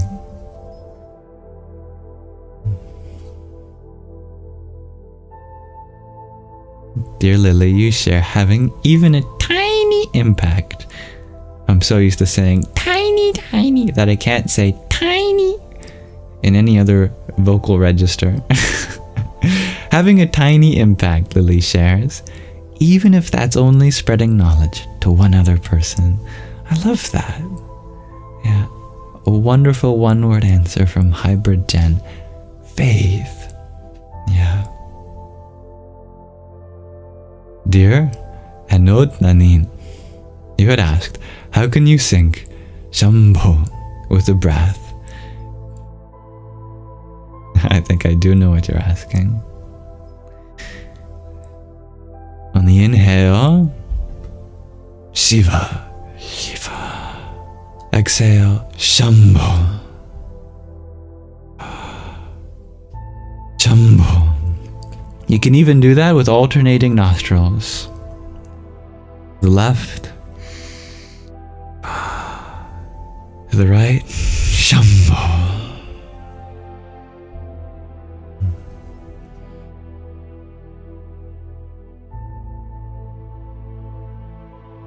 Hi, Shakira. Dear Jake, you share release is the first step to movement. It's true. Yeah. Also can be applicable to bowel movements. If you just release some of the... Anyway. Marcus, you share it needs a leader. Movements become convoluted and divided without a central figure. That is the purpose of an archetype.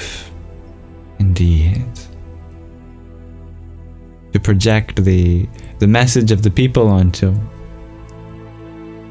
Grateful human, you share your words were successful because read at 11:11. I love that. Well, thank you, dear G, for pointing that out. I probably would have missed that otherwise. It's all about the small ripples. I love that, dear Stone Phoenix. Just making an effort, shares Shakira. I love these small things. They come together to form a very big thing. Just like a movement. Vanessa, you share, it's having a debate about the possibilities of positivity. That is profound, powerful, and perfect. And other plosives, adjectives to add to that. Sargam, you point out your pure intention and your predominant feeling. Your feeling place will bring about the circumstances for change. I like that. Much love to you, dear Diamond Official.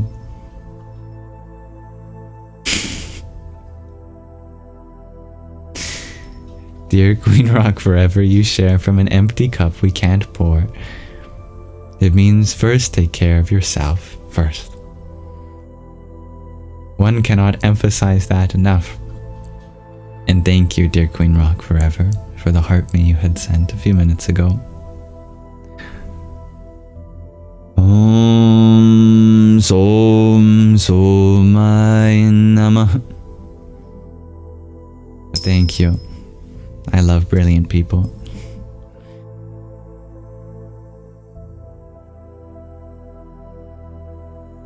Dear Gina, thank you for your heart, me and Rose as well.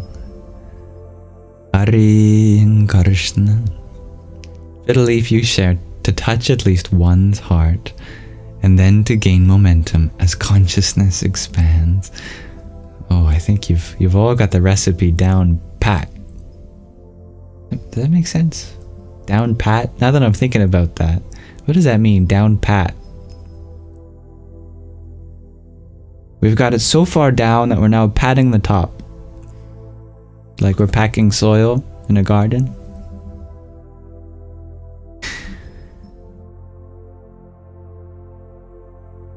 Dear Usha Priyaji, you share, sometimes just to be silent. It's true. That silence can be so loud. Anna, you share whatever movement is already a successful movement. I like that. Dear G, you share, everyone must agree on the movement's pure intention. Yeah, a shared vision. Dear Sarah, you're wondering, where did I grow up? The first 7 years or so, I grew up in Calgary, Alberta. And then I moved to the island, Vancouver Island. Both of those cities, or well, one city, one island, are in Canada.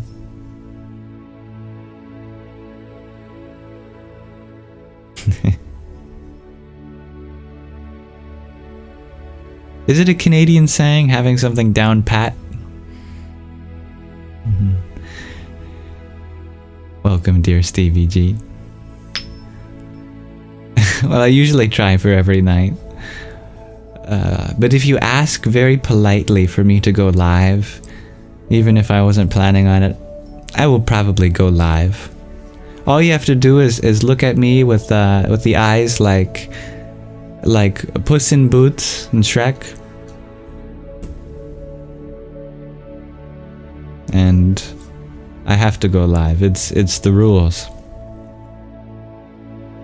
Dear Rob, you share.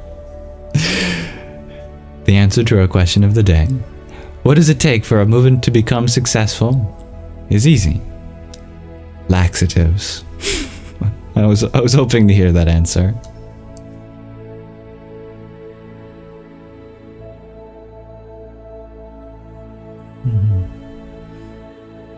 I'm so grateful that you find the time we share here so valuable, dear Vanessa. You are one of the things that make this space so valuable. Dear I Love Brilliant People, you're planning to move to Calgary in February. Ah, perfect. You will fill the void that I left. Well, many wishes for your family. I trust you will make the right decision.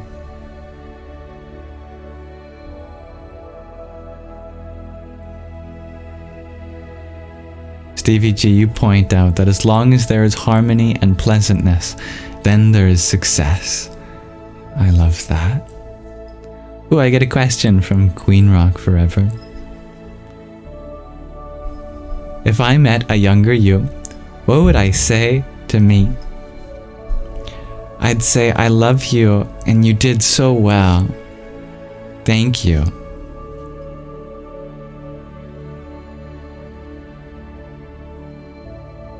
And I'd ask, what do you have to tell me that I may have forgotten?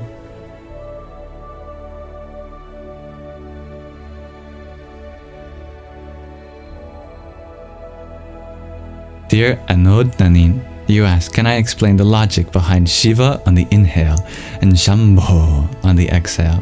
Why not the other way? Excellent question. It has to do with the meaning behind Shiva and his form as Shambho. Shiva, as Shiva, represents inward consciousness. Shiva is that place within that is absolutely still. But Shiva is not all still. Half the time he is seen seated in perfect meditation. The other time he is intoxicated in dance. That is the radiance that emerges from the meditation. The exhale, the Shambhu. So on the inhale, you connect with Shiva, that inner stillness. On the exhale, you connect with Shambhu, the burst that arises from the ecstatic state within.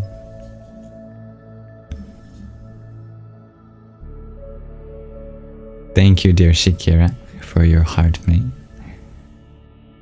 Om Kamalir Mahakalikai Namah. And dear Hybrid Jen, thank you for your heart mate. Om Maya Shakdaye Namah.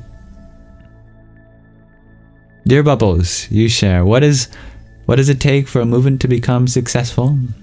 Answer, a fibrous diet. I love this.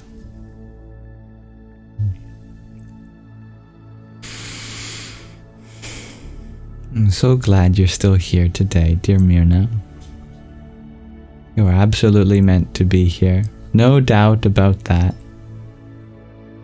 Not just here in this space, but I mean in the universe.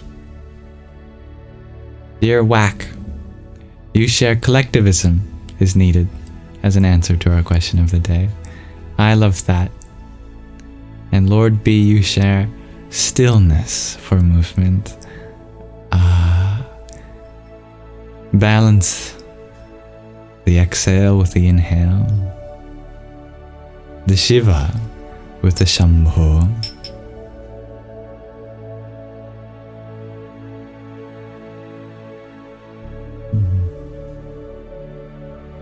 I like that. Your answer really compliments Mirna's, dear Rhiannon. Mirna had shared, you would say to younger you, how did you manage to escape hell? And Rhiannon, you would say to younger you, don't worry, you escape hell. I like that. Two different perspectives of the same thing.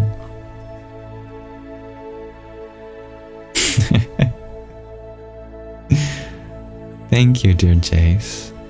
All the magic is within you.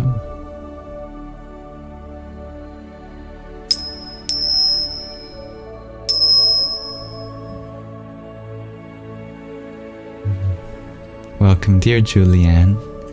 What are we doing here today? Well, we're about to transition from our question of the day to a guided meditation, if you're interested in that. In this space, we like to explore a variety of topics, usually centered around consciousness, personal growth, healing, love, universal spiritual paths and traditions, the meaning of life. Not that I know, I don't. But I do find life to be very meaningful. And creating a sense of community where everyone feels welcome, such as yourself.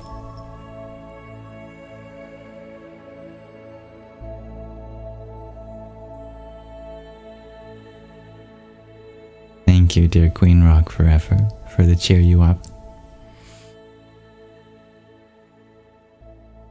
Om Sadhyo Jatam Prapadyami Sadhyo Jataya Vai Namo Namah Bhave Bhave Nati Bhave Bhavaswamam Bhavod Bhavaya Namah. And dear Whack, thank you for the paper crane. Om Aghore Bhyota Ghorebhyo Aghora Ghore Dharebhya Sarvatash Sarva Sarvebhyo Namaste Rudra Rupebhya.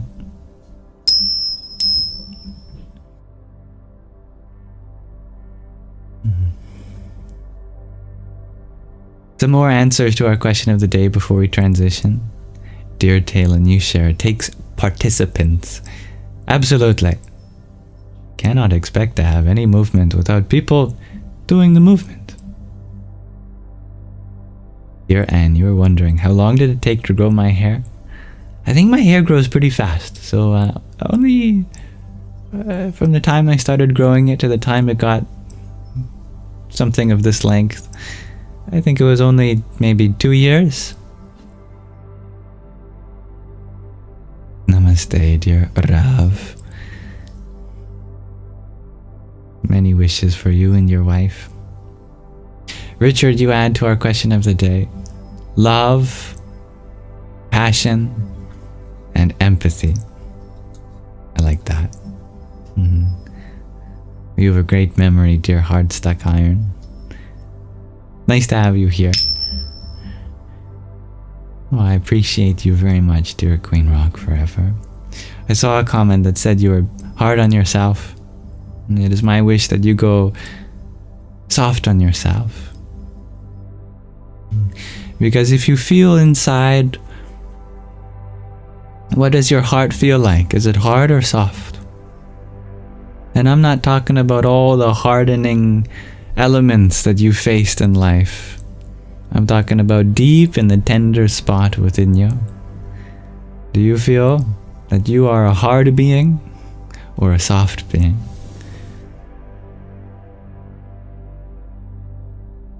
You're nice and squishy.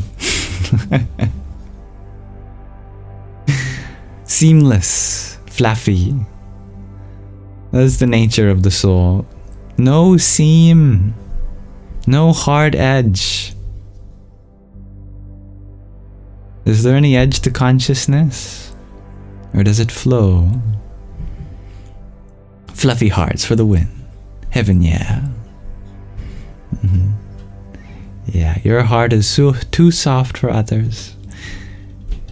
Perfect.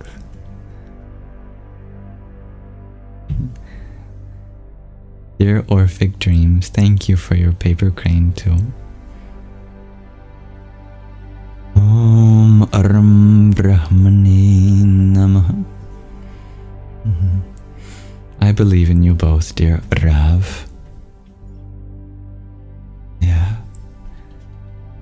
As long as you are continuing to believe in yourself, that's all you need in order to be successful. Dear hard stuck iron, you have a hard time cleaning your room. Say something motivational.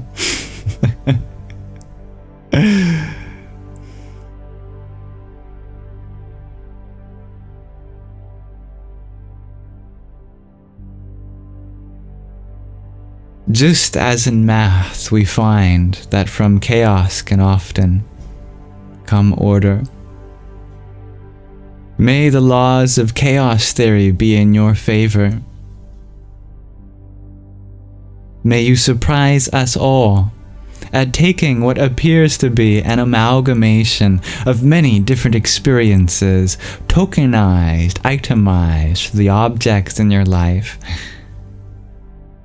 and see the relationship between them all, and have the vision become clear in spite of all of the unpredictable aspects of the journey you've had thus far.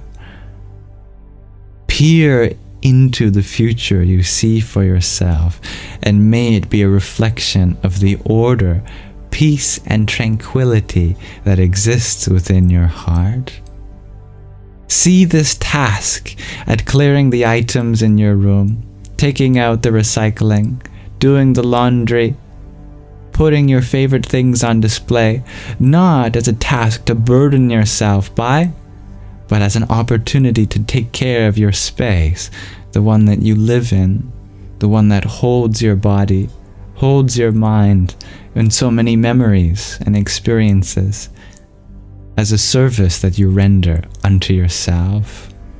And may you accept that offer as a way of feeling the love that you hold within and as you.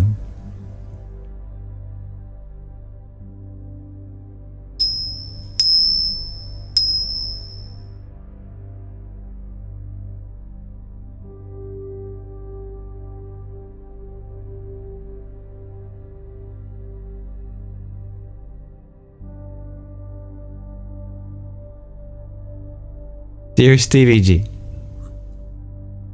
You could ask.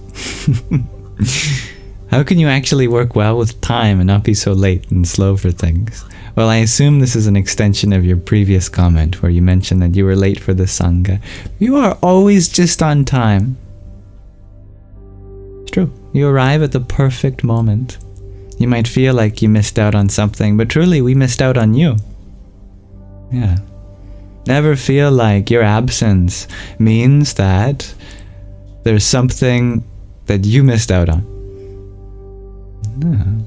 You're the one that's missing, which means that we all missed out on you, Stevie G. You are still whole, you are still wonderful as you are. There's a little sadness not having you here, but there should be no sadness on your side. You are still in the company of Stevie G. That's a blessing. Being in the company of Stevie G is a wonderful thing. When you are by yourself, you are in the company of a wonderful person. So you're not missing out on anything.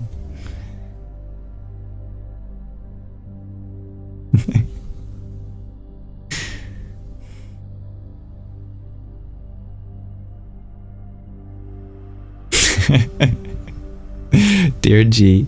We've got a couple G's now. I have to distinguish. Lowercase g. Having rich knowledge is successful. I love that. Yeah, and I love your connection between wealth and knowledge. Truly. Rich knowledge is such an asset. Yeah, exactly, Bubbles. A wizard is never late. He arrives precisely when he means to. Dear Stevie Beggins. Alright, I'm going to pause our exploration of the question of the day there for now. But I wanted to add what Orphic Dreams had shared, that a shared awakening and need for cohesion to a collective purpose. Beautiful. Thank you for that. And dear lowercase g, thank you for your GG. Om Ganganapataye Namah.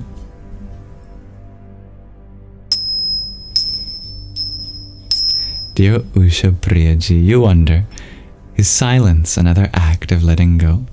Vairagya. Vairagya, that beautiful Sanskrit term referring to dispassion towards material things. Yeah. Silence is absolutely a way of withdrawing within ourselves, away from the material world when we need to be. G is a fun letter. Shares G to infinity. Oh, you know what? I just realized you also have a lowercase g here on this platform. I know you switch it up on other platforms. So there's G to infinity, and then how are we going to distinguish our G's now?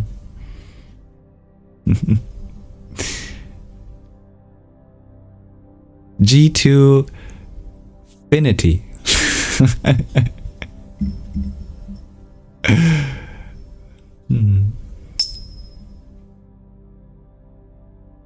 Little G and big G.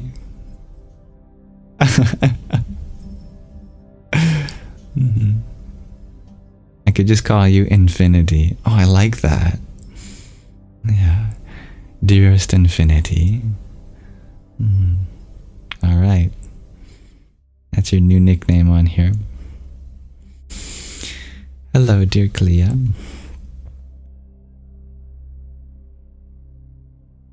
Dear Sargam, you share that G is a sign of respect in Hindi. Indeed. Yes. That is the G that I often tag on to the end of your names, like Stevie G. J-I.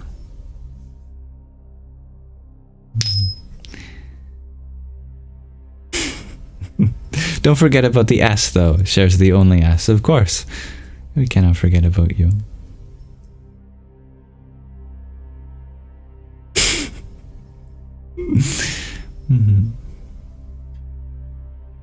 Dear Anne, you're wondering, what is my real name? I have no real name. None of us do. Because the reality of ourself is beyond name and form. Nama Rupa. But this body was given the name Liam by my mother and father. And it's spelled just like yam with an L at the front, which is why I go by Yam here.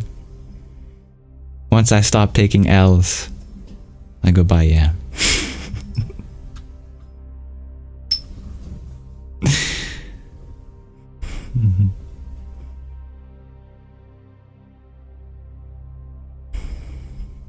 My full name is Liam Kai Boylan. I don't care if that's public. What are you going to do with that information? Steal my money? There's not a lot there. Steal my identity? I don't even have an identity myself. I am the spirit of the universe, like you all. Anyway, let us transition to our final scene, from Manana to Nididhyasana.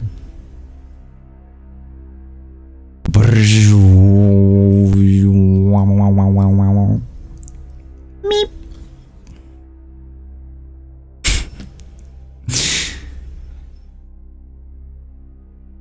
So I wanted to end today with a guided meditation. If you're interested, if you're feeling like you have too much energy to meditate, that's understandable. You're welcome to continue on in your day, your journey, whatever that may be.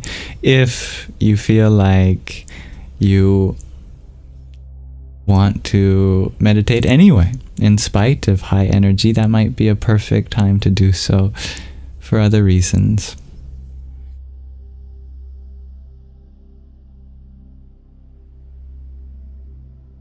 This will be a way of concluding the journey we've had thus far together.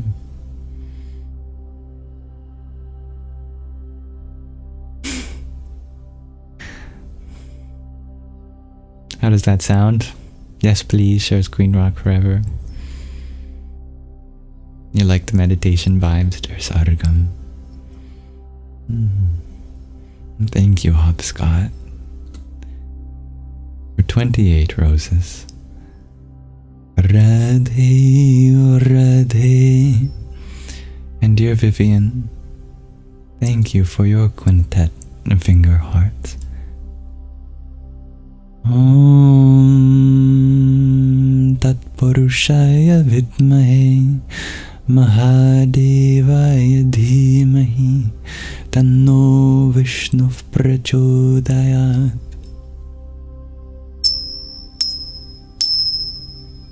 Thank you, Hopscott, for another pair of roses. And dear Anazak, thank you for your baker's dozen worth of roses. Om Dum Durgaya Namah. May the meditation commence. Cheers, dear Magdalene G. Your wish is my command.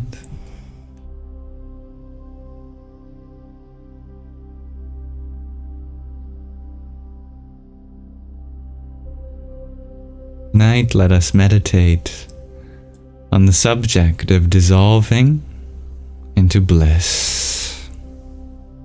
I think you'll like this one. You may find a position that's comfortable for you. Maybe you need to spin around 3 times like a puppy or a cat. You know, they love to do that.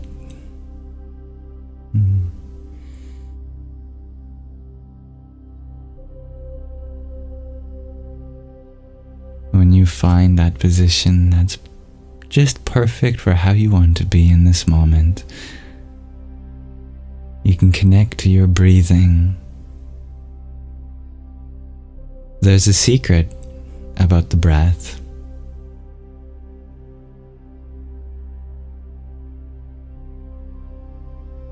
The secret is, if you don't breathe, you die. Okay, maybe it's not a secret, but it's true. Try holding your breath. No, not now. Don't actually try this. But if you did, you would notice that if you hold your breath for long enough, you die. But please trust me on that. Don't try it. I cannot be held liable for Sangis passing out during our meditation. I'm just saying. Keep breathing, because your breath is your life. Try living without your breath. I keep saying it that way. Don't try living without your breath. I'm sorry. Yeah. Don't try what I'm saying. But follow my words. If you look at it this way, your breath is your best friend. How can you live without it? Life support. Okay, that wasn't the secret. The secret is, if you remember this at all times, each breath becomes an ecstatic one. If we take for granted the fact that our breath is one with our life, then breathing is just another part of our experience, as is putting on our shoes, doing the dishes, eating, whatever. But if you really realize how precious this breath is, each inhale, each exhale becomes a sweet treat, like you were licking an ice cream cone. For those of you who are enemies with lactose, for those that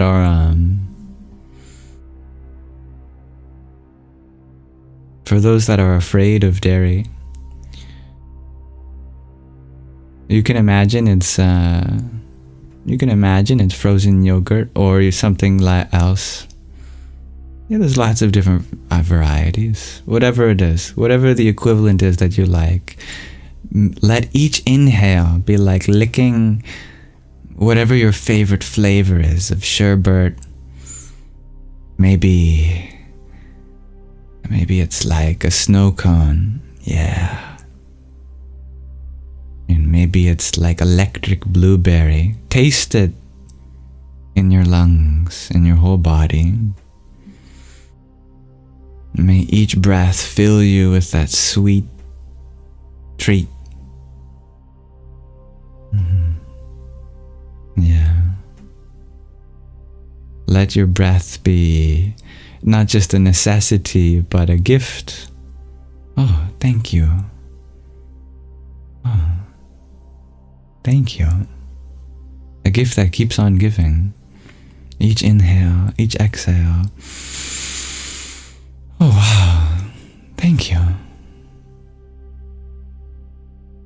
Oh, another one. Wow. Thank you. Oh my goodness. Another one. Wow. Thank you. Really, another one. Oh my goodness. I'm worried the world's gonna run out of air. Oh, wow. Some more air. Thank you. Wow. You're joking. You have this much air to give me, oh world. Wow, thank you. Oh, this is ridiculous. Another breath you give me. Oh, they just keep coming, don't they? Wow. It's remarkable.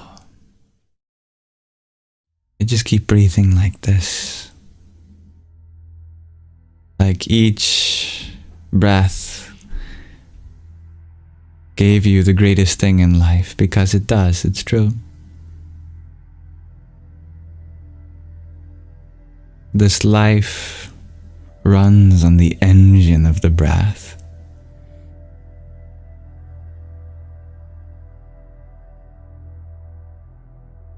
Thinking back to someone who held their breath for too long and they went bleh. Someone who had lost their breath, lost their life. You try this. Sorry, I keep saying try this for things you shouldn't try. In your brain, in your mind, try this. Try whispering to a dead guy, "Hey, I have $1 million for you." They don't care. You can even try upping the money. "I have $1,010 for you." They're not interested. You can even get crazy with it. "I have $1 gazillion for you." I don't even know how much that is. It's a new number. Scientists have yet to discover it. No reaction. You say, "I have the most delicious birthday cake for you. I have this multi-layered cake with all of your favorite flavors. Just the right ratio between icing to cake, the moisture. Oh, it's delicious. You gotta try it. And on the top is your favorite TV show, your favorite character. Big Bird from Sesame Street. We've drawn that on for you with nice yellow icing." No reaction. It doesn't matter what you try to entice someone who's lost their breath with.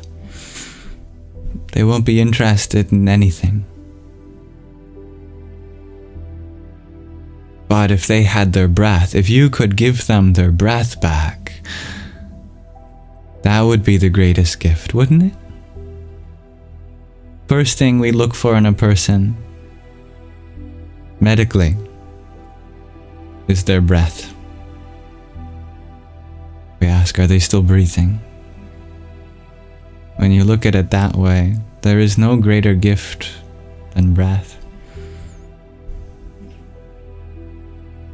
Therefore, breath must be worse than $1 million, even more than $1,010,000, even more than $1 billion, even more than the most delicious birthday cake with a Big Bird on it.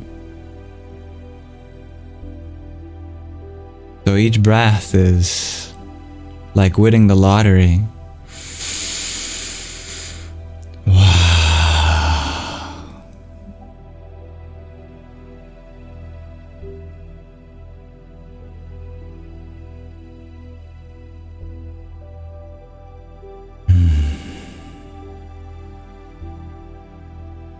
Think of how fortunate you are to breathe.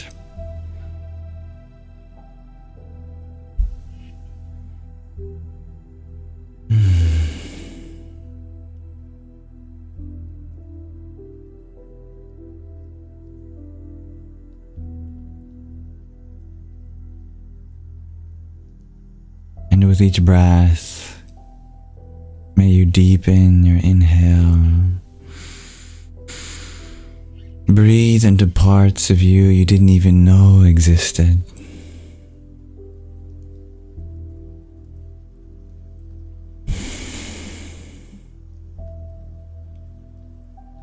Breathe so fully that you feel like all of the world's trees have to work overtime.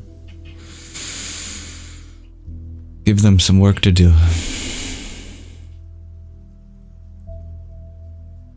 Don't worry, you're helping the job economy in the tree world. You're opening up new ecological niches by breathing deeper.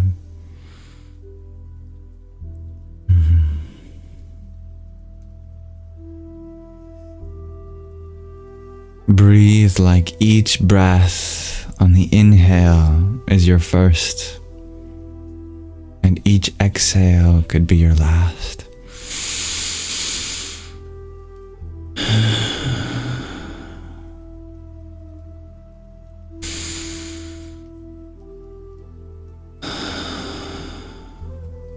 Your inhale is like you're given a new opportunity, a new lease on life. And your exhale is like the ultimate resolution of the life you've lived thus far and seen.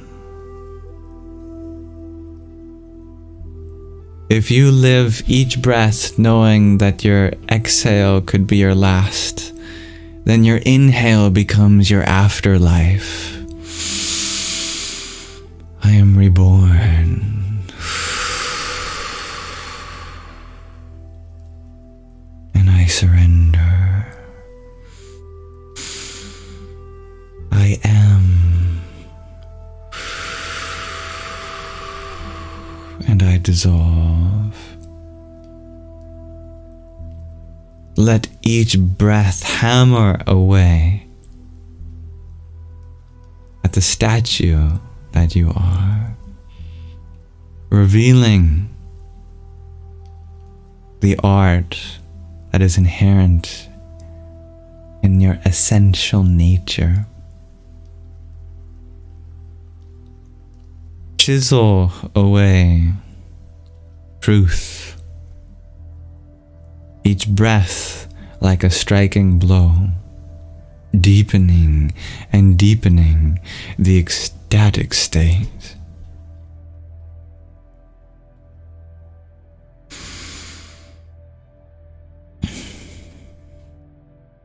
We now venture into territory where it is no longer breathing. It is the most profound thing you could be doing.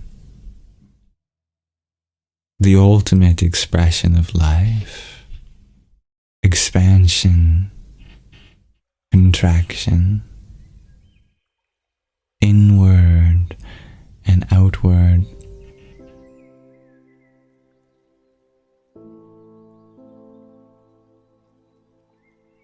You are not just breathing for the sake of this body. You are breathing as like a dance of this universe.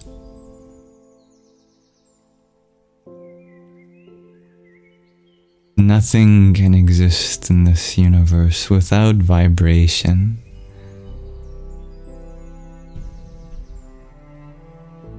Flipping between these extremes, the 1 and the 0, on and off. You are not a contradiction, but a living paradox. Each breath says, I am here, and yet I don't have to be. I choose to be here, and so I am. Nothing is necessary until I make it so. I am nothing, and I am everything.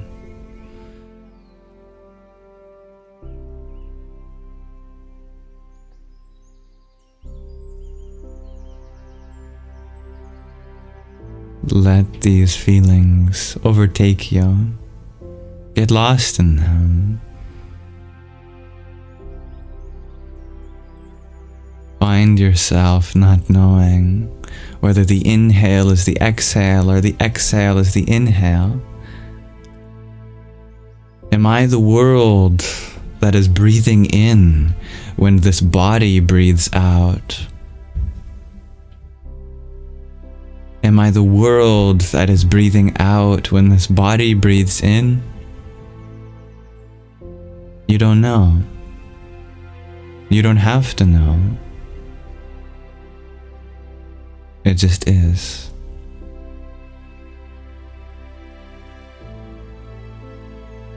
Oh.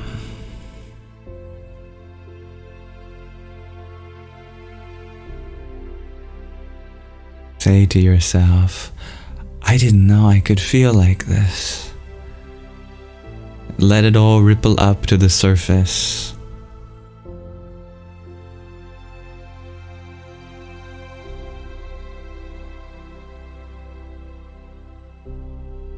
Find yourself immersed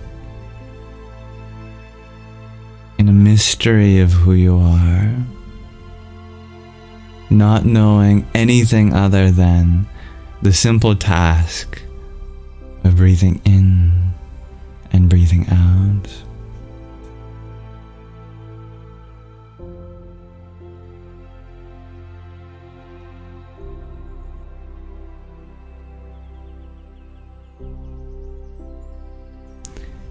May this meditation be like the McDonald's Sprite of beverages. There's something sweet about it, but something that has you deeply mystified. It's familiar and yet unknown. Who knows exactly what it's made of and what it will do to this life? But you take sip after sip, starting to enjoy the fact that perhaps it's not something to figure out. It is just an experience.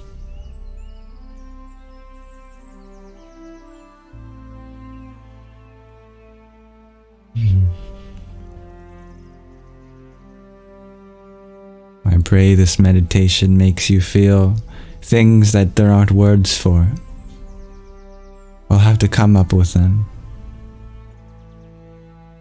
Follow your breath. May you find the space of Baklordium inside. With each exhale, release all your chantananana.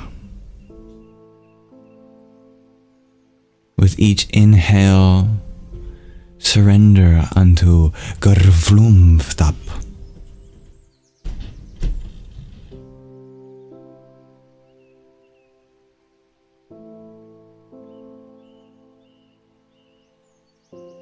And maybe just one day, if you continue to enhance your relationship with your breath, one day you might even be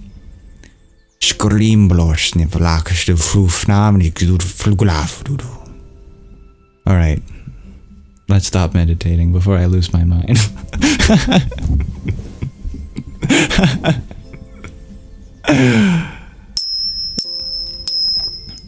Oh, I can't promise that you'll have a typical meditation experience here.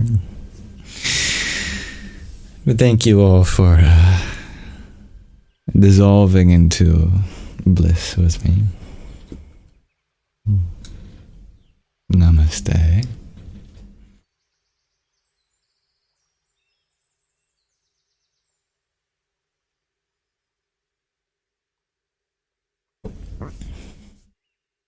Thank you, dear truth seeker, for the heart me you shared. Radhe or Radhe.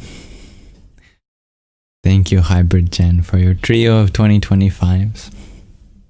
It's going to be a good year. Om Vamadevaya Namo Jeshtaya Namah Shrishtaya Namo Rudraya Namah Kalaya Namah Kalavikaranaya Namo Balaya Namo Balavikaranaya Namo Balapramatanaya Nama Sarva Bhuta Damanaya Namo Manonmanaya Namah.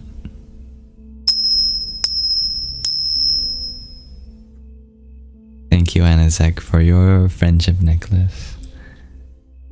Om Ishan Sarva Vidyanam Ishvara Sarva Bhutanam Brahma Dipati Brahmano Dipatir Brahma Shivo Me Astu Sa Eva Sada Shiva Om.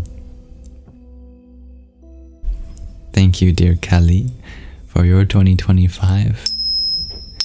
Om Namah Krim Ambita Me Sharing Nadita Me Haring Devita Me Aim Sarasvatyai Swaha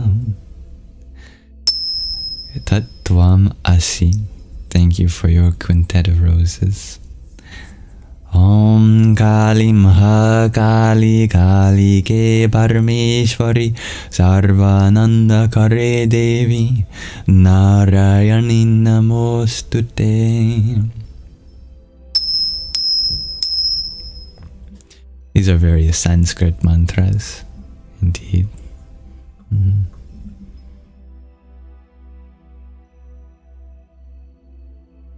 happy you enjoyed my meditation, everyone. Dear Sadhgam, you share, you're trying to breathe, but it's so hard not to laugh. Oh, good. Perfect. Yeah. Feeling blissed out, dear Magdalene. You'll never view Sprite the same way, dear Fiddleleaf.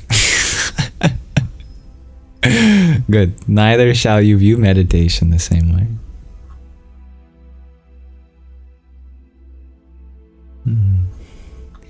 What did dear G share?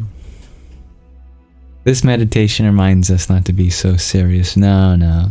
If you're taking your meditation serious, it's the same kind of energy as when you're trying to sleep and you're going, alright, I'm gonna sleep now. I'm gonna sleep any second. That's right. I'm gonna fall asleep. Just wait. Any moment now. I need to sleep.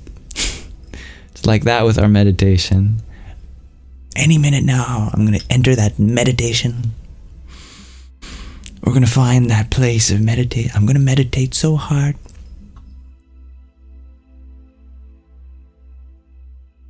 I'm gonna reach enlightenment. I'm happy you found it to be an amazingly perfect meditation, dear Stevie G.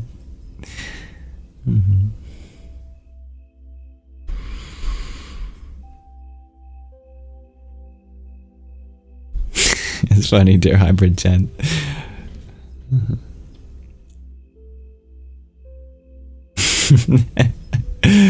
Sleep, just like meditation, comes when we least expect it. It's funny, I didn't even mean to do that accent, but it does work in this case. We're going to do the most tremendous meditation. Believe me, I've done a lot of them. All my friends know I'm the most meditative person. We're going to reach enlightenment. In fact, we're not just going to reach enlightenment. We're going to build a wall in between our enlightenment and everything that is not enlightenment. It's true. And we're going to get our higher selves to pay for it. Believe me.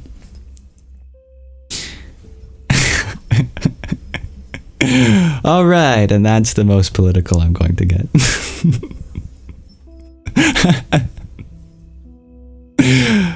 Now I'm going to pause our live stream there for an hour. Nidhi Dhyasana is coming to a close.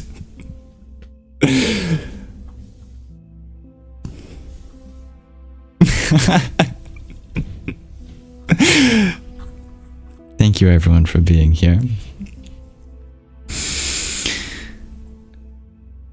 Thank you to my lovely moderators for helping keep the peace as well. May this live stream be an offering to the divinity within you. Om Asatoma Satgamaya Tamasoma Jyotirgamaya Mrityor Mamritangamaya Om Shanti Shanti Shanti.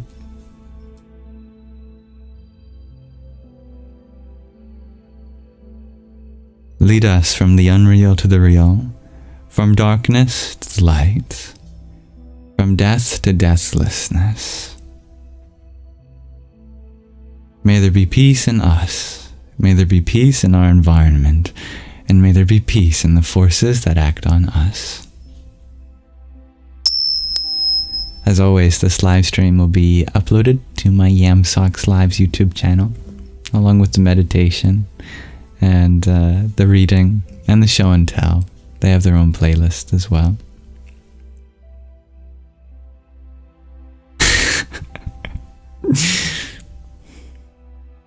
If there's any way in which I can make this space to be more inclusive for you next time, please hold me accountable to that. I hope to be a more humble host for you. Tomorrow I will be interviewing the author of Dear Tara. The author of Dear Tara. The author of Moksha, Dear Tara. The last book we finished reading.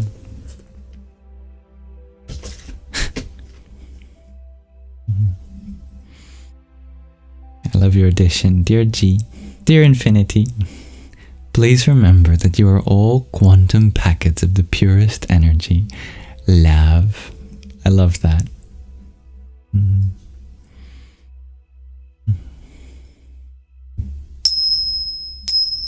Alright. We will end our live stream there for now, but my inbox is always open on other platforms. On Instagram, Telegram, WhatsApp, email. I'm always there for you. Usually go through my messages every day. May you all have a wonderful rest of your present moment, whether that be in the form of your evening, your night, your afternoon, your morning, whatever time it is for you. Let us celebrate love as pure energy. Stay connected, reach out freely, embrace each moment fully. I always welcome your thoughts and I wish you endless serenity. Thank you, Whack, for your quintet of roses and flowers.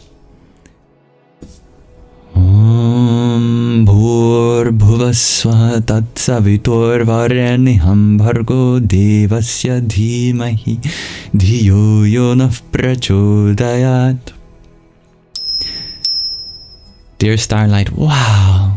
Thank you for your tiny. Wow! Dear Hybrid Jen, thank you for your tiny too. Yippee-ki-yay! Thank you, dear Anazek, for your trio of roses. Can you tell I have a lot of energy tonight? Om Namah Shakti Shivaya. Thank you, Strawberry Star Bunny, for your rose and Rosa as well. Rama Rama. And a donut. My favorite toroidal sweet.